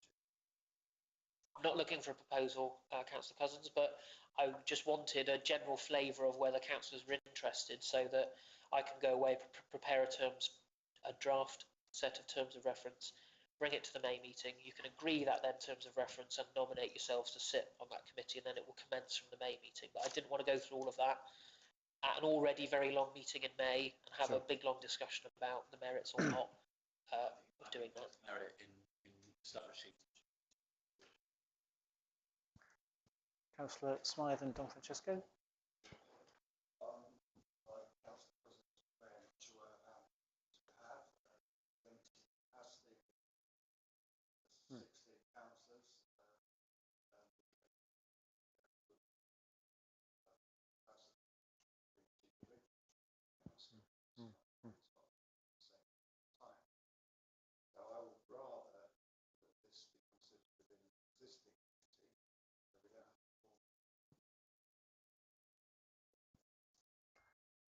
Councillor Don Francesco. No, I think it's a lovely gesture and it's a step in the right direction for a kind of open democracy, if you like. I think there's been a lot of talk, especially the last year, about people not knowing what's going on or not knowing where to come. So I would, yes, even if it does mean another committee. Just make a comment. So what I was hoping to do by the Youth Provision Committee becoming a function of the Services Committee was not to add another committee. I fully take the point, because meetings, they exhaust the staff just as much as they exhaust councillors. The reason I hadn't considered including it into an existing committee, quite frankly, was because of the different topics it will consider and potentially the size of the things that we'll consider. So meetings are already long enough generally, and to consider, so for instance, anything to do with the market, making it bigger, making it smaller, granting rights to an external market or an individual to hold a market in Glastonbury, because that will be something that we will then be responsible for. To look at open spaces, play parks, youth provision. Off the top of my head, can't think of other things, but the information centre, tribunal, the health and wellbeing centre, you know, a bit of democratic oversight governance in terms of where that's going, how that's performing. I couldn't see where that sat in an existing committee, but it very much will be a committee that will look at the operations, which we don't have, and it can go with different focuses from month to month. So it doesn't have to look at every single topic or however often it meets, every single time it meets. There was a committee at my own parish council, it was finance and amenities. So one meeting it'll be finance, and next it will be amenities, and they swapped topics like that. So there might be some standing agenda items that you consider every time. I can't imagine, for instance, you have to very often consider something about the market, but you need somewhere for that to sit. You need somewhere for being able to grant someone or a group or a company the rights to hold a market in Glastonbury. You'll want to look at, you know, grass cutting regime, tree work, all of that kind of stuff. So Property and Assets Committee looks at the actual physical things and the capital. Services Committee looks at how they're run and gives councillors an opportunity to go, well, we'd really like to see it head in this direction. And at the moment, there isn't a committee that particularly does that. And I can't see that there's one that would easily be absorbed into. I do think it needs to be a new entity, but without adding to the number of committees that we have, by taking youth provision sort of under its wing. Councillor Price? And then me. Councillor Price, then me, then you. Okay. So I think actually the clerk's answered my question. I think having sat on the youth committee for my entire term with some of the other councillors, Councillor White, that would be my only worry, is that we would lose that focus. But I hear that the clerk has just said that what we would do is make sure that it was a recurring agenda item. So I would be happy for the youth committee to become part of a fuller committee if it reduces the amount of committees that we would have to sit on. But yeah, very clearly, I wouldn't want to lose that focus on youth. I think it's a good idea. I think I can see us taking on all these things you mentioned and then need somewhere to talk about.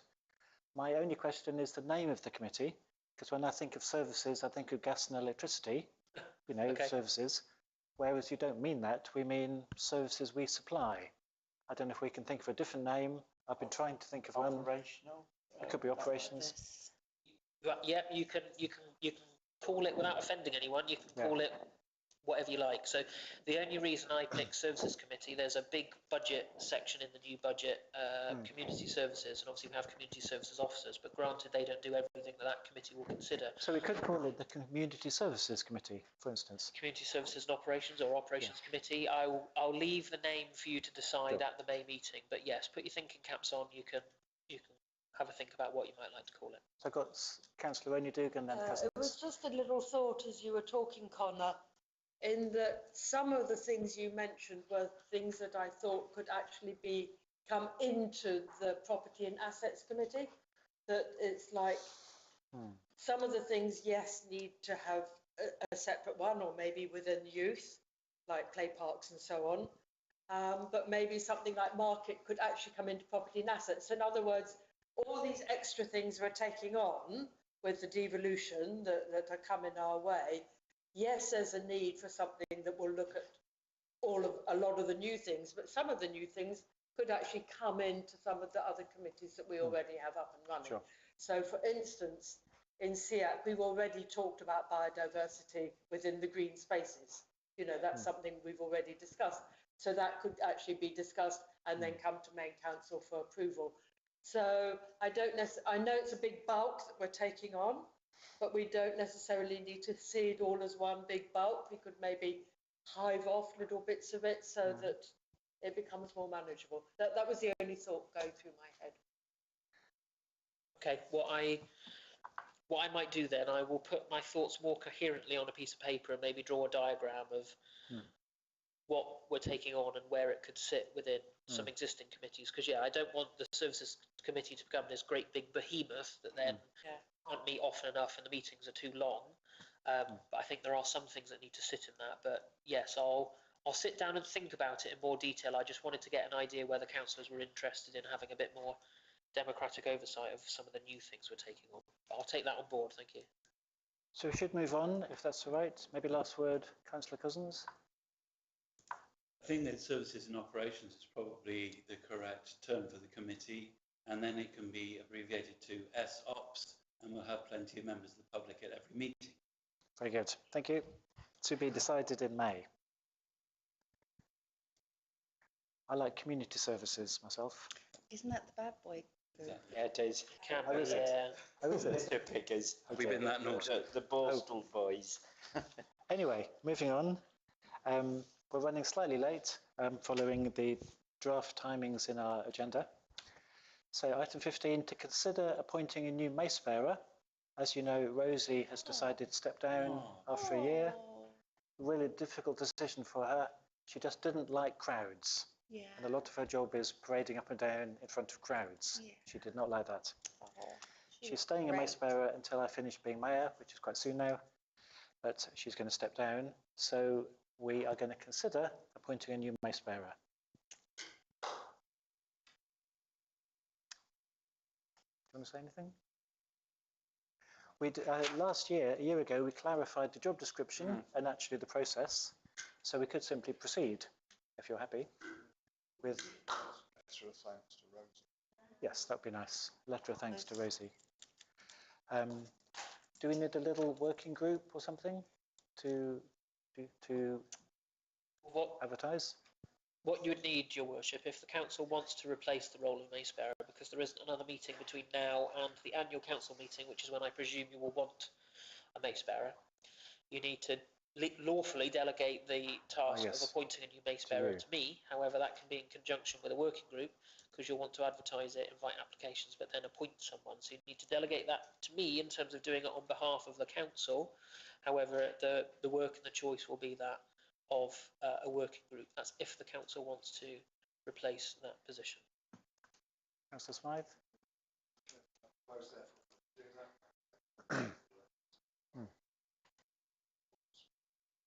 Yeah. Happy to move to vote on that? All those in favour of small working group helping advise the clerk? All those against? All those abstaining? That's one abstention. Is that one abstention? One abstention. Councillor Cook, you're getting better. You're actually voting. I can see that hand. So who would like to be on the working group to help advise Connor? Who'd like to be? Need somebody on a working group? Sorry. I don't feel comfortable doing it all on my own. Oh, sorry. Mike? Yeah, I'm happy to do it. Okay. So Councillor White? Price. Yes, Was that a yes? should be, yeah. I just thought that we already had a job description. Yes, we Yeah, do. Application form. it can Yes, we already do. be advertised, but then in terms of choosing someone is what the council's. All right. So it will be a bit like the town crier one. Yeah, I'm in. So we've got Councillor Price. Anyone else like to be on the working group? Councillor Osborne? I just wanted to say, maybe we should ask them if they like crowds at interviews. That's a question. Part of the job description. Anyone else on the working group, or just you two? Could just be you two. Yeah. Oh, come on, guys. Okay. How many does it need? Working group, so I'll go on it. Okay. Councillor Oakton. Great. Okay, thank you, everyone. So let's move on. Not sorry for you. Let's note the resolutions delegated committees. So the decisions that got taken, we are simply noting them. ACE, planning, Bloom. Yes, that one from Lintles Garage last night. So that was in Bloom last night. And Lintles Garage has said they will put £200 towards it, and they will sponsor and water that thing. Exactly. That's the one down opposite Lintles Garage. Frost Fair.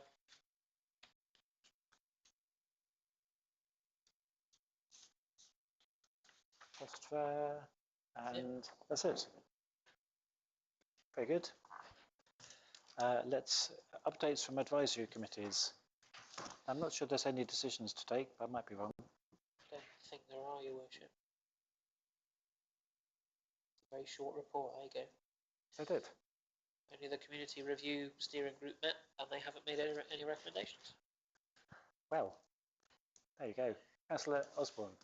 I'm not sure if this is the right place to bring this up, but I've had a complaint about the working group for the World Heritage thing. And apparently, I won't name my source, but somebody who has resigned from it, because they're talking about redacting the names on the minutes and people not wanting to be associated with it publicly. I mean, I don't know whether that has become, anyone else has heard this, but it does seem to me that if we're talking about transparency and having a working party which is about bringing in the community, the idea that there's any kind of secrecy being discussed seems very odd. At least a couple of us are on it. Councillor Cousins?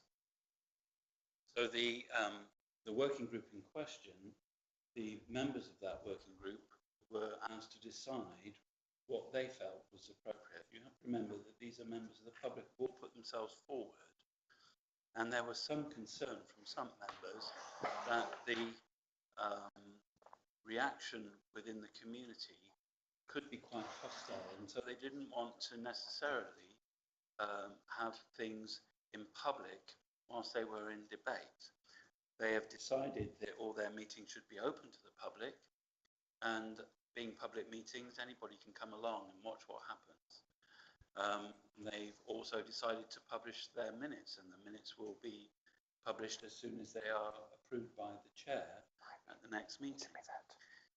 The member of the committee who resigned, I personally was sat next to them when they decided to resign.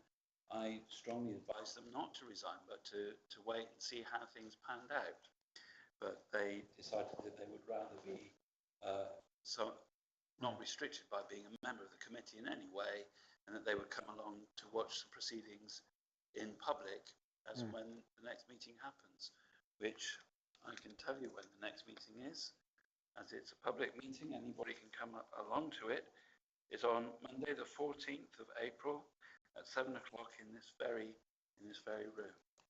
But it's that working group is being led by the members of the community that are on it, and we as councillors didn't get involved in trying to say what should happen one way or another, and we listened to the concerns of members of the public who are giving their time as volunteers to this community, some of whom are concerned about the very strong reactions that people have voiced on social media, etc. We're concerned about that, concerned that they might be putting themselves at risk. I don't know whether they are or they're not, but I wouldn't like to say to them that anything that they feel is not valid at all in that context. I personally have been under a great deal of attack around things that aren't even real related to the World Heritage. Tonight we heard somebody saying about these things. I have letters from members of the community.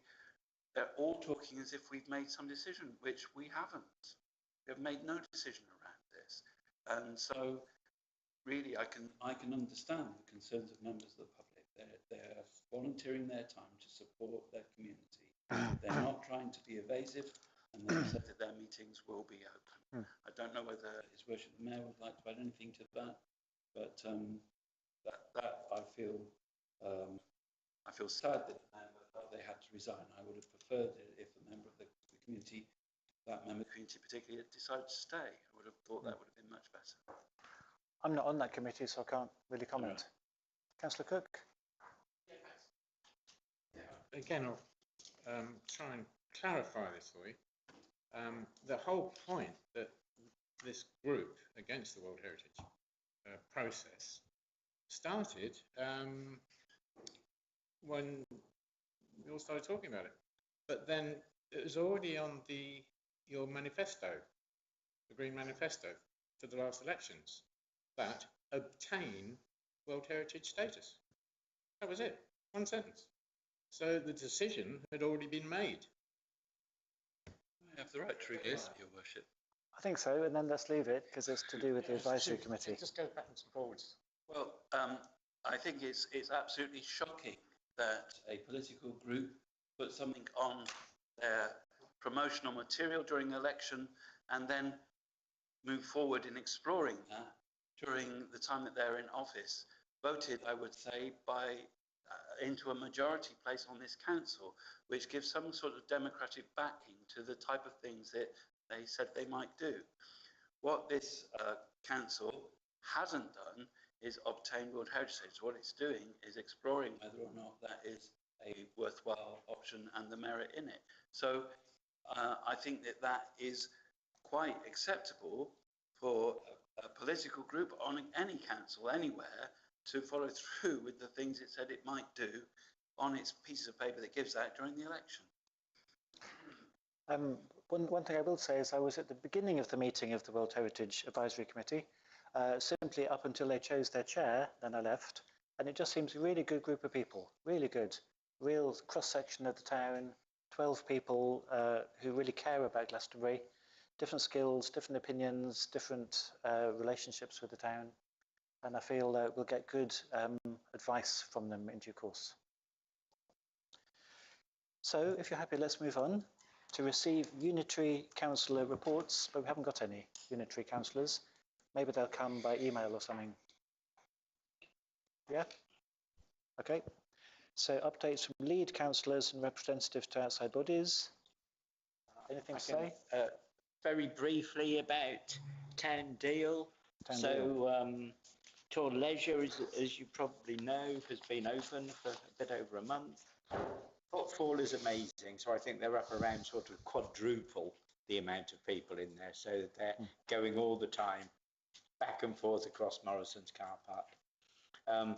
Abbey, so they're just about to open the front gate again, so the formal bit is, like His Worship the Mayor said, will be Thursday afternoon, this coming Thursday. 4:30. At 4:30.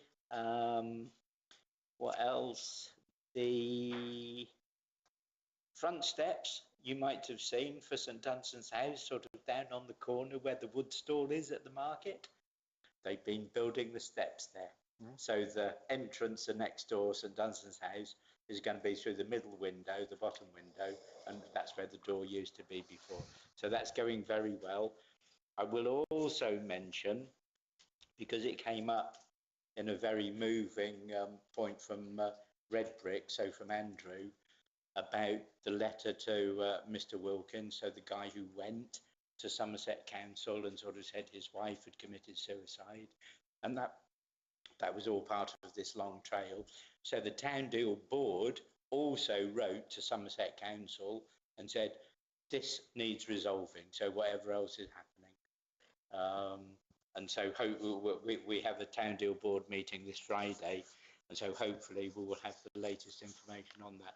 But that audit has been going on since last July, and so that's the South West Audit Partnership, and that is way too long. And so we've asked, as a town council, what's happening, you know, and so we say we have the public pounding our ears all the time. We can only answer what Somerset Council tells us to, but it's not very satisfactory. Any other outside bodies? Councillor Manning? Just Chamber of Commerce, we had a breakfast meeting at the Crown on the 1st of April, which was a great success. Our next meeting is also at the Crown on the 24th of April in the evening at 6:30. And we've got somebody coming along from Pneumatic in Chard. And they're the people who make the Henry Hoovers. They're going to tell us all about it. 24th of April? 24th of April, 6:30. Councillor Cook? Yeah, sorry, but can I go back to Mike? Yeah. Great story about that, the Tour Leisure one. It's a great one. And I did notice one comment which got on social media that got a bit of traction, and there's a few complaints. Extraordinary town, isn't it? And there's one about the mixed toilets. So, but anyway, no, this is silly. I mean, it's just had quite a lot of money spent on it. It's magnificent looking. I mean, you know, don't need to really go and see it, but you know what stuff is down. Yeah. Yeah.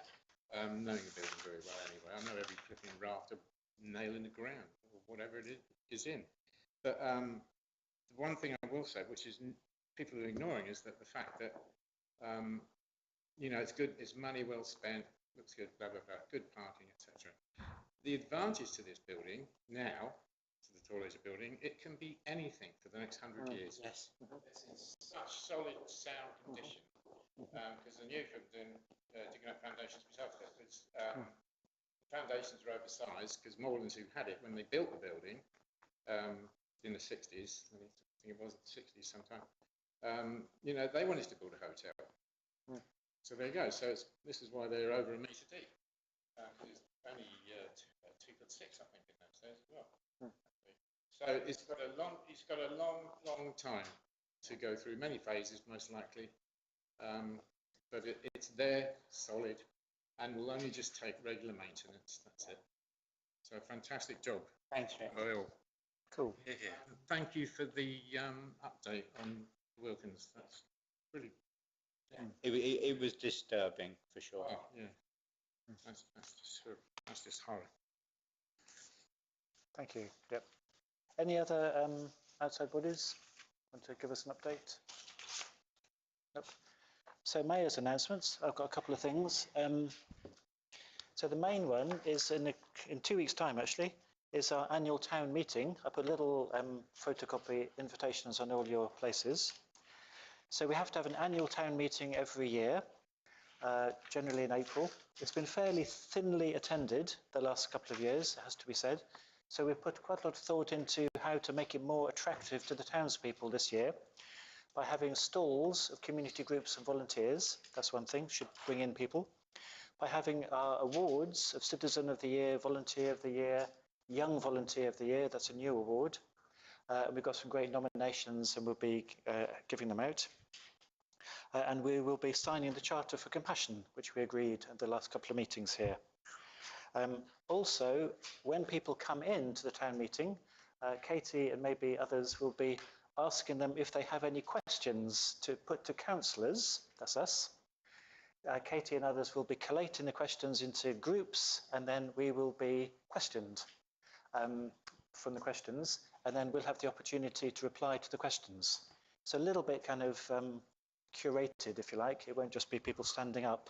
It'll be written questions grouped into groups. So hopefully a few of us are coming 2 weeks tonight, and hopefully anyone who comes will be up for responding to questions from the floor. Yeah? And I hope people respond. We've got the publicity now. We're going to start putting it out there from tomorrow.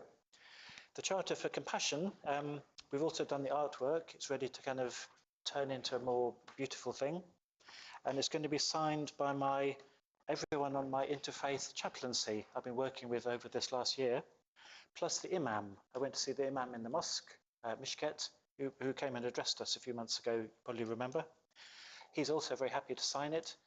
So it's going to be signed by myself and Michael from the Town Council, and a good spectrum of people in Glastonbury's spiritual community. I won't go through all of them.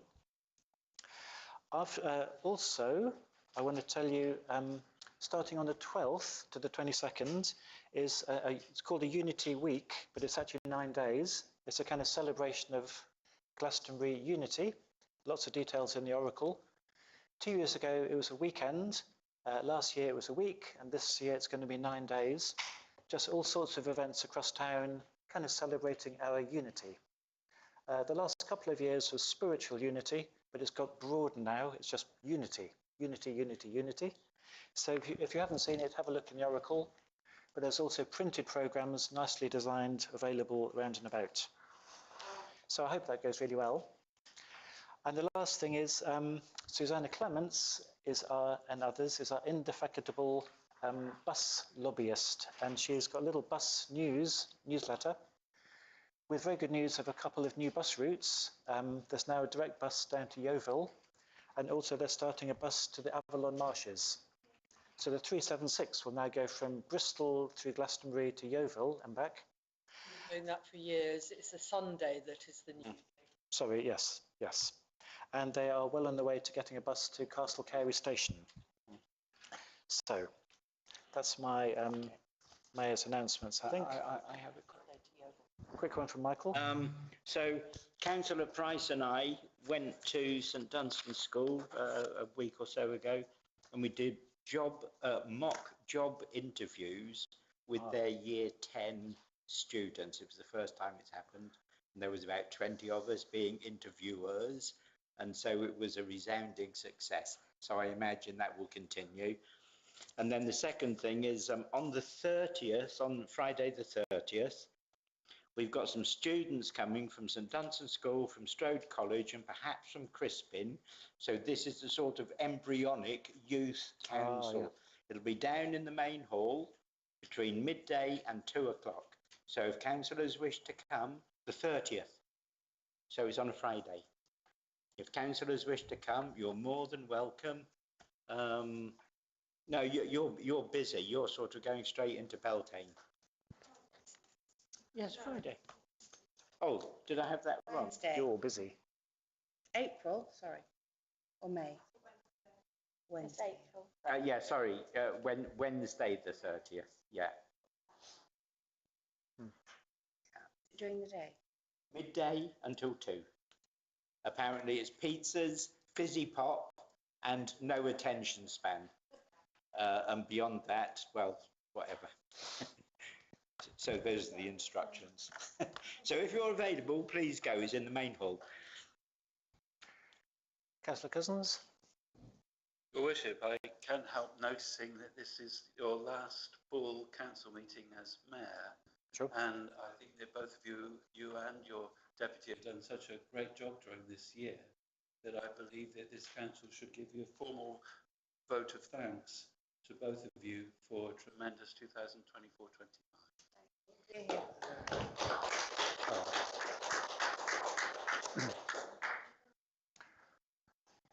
I'll just mention one more event I forgot because I hadn't got a piece of paper. I've been trying to encourage interfaith things this last year, and I've realised a lot of different groups see Glastonbury as a place of pilgrimage.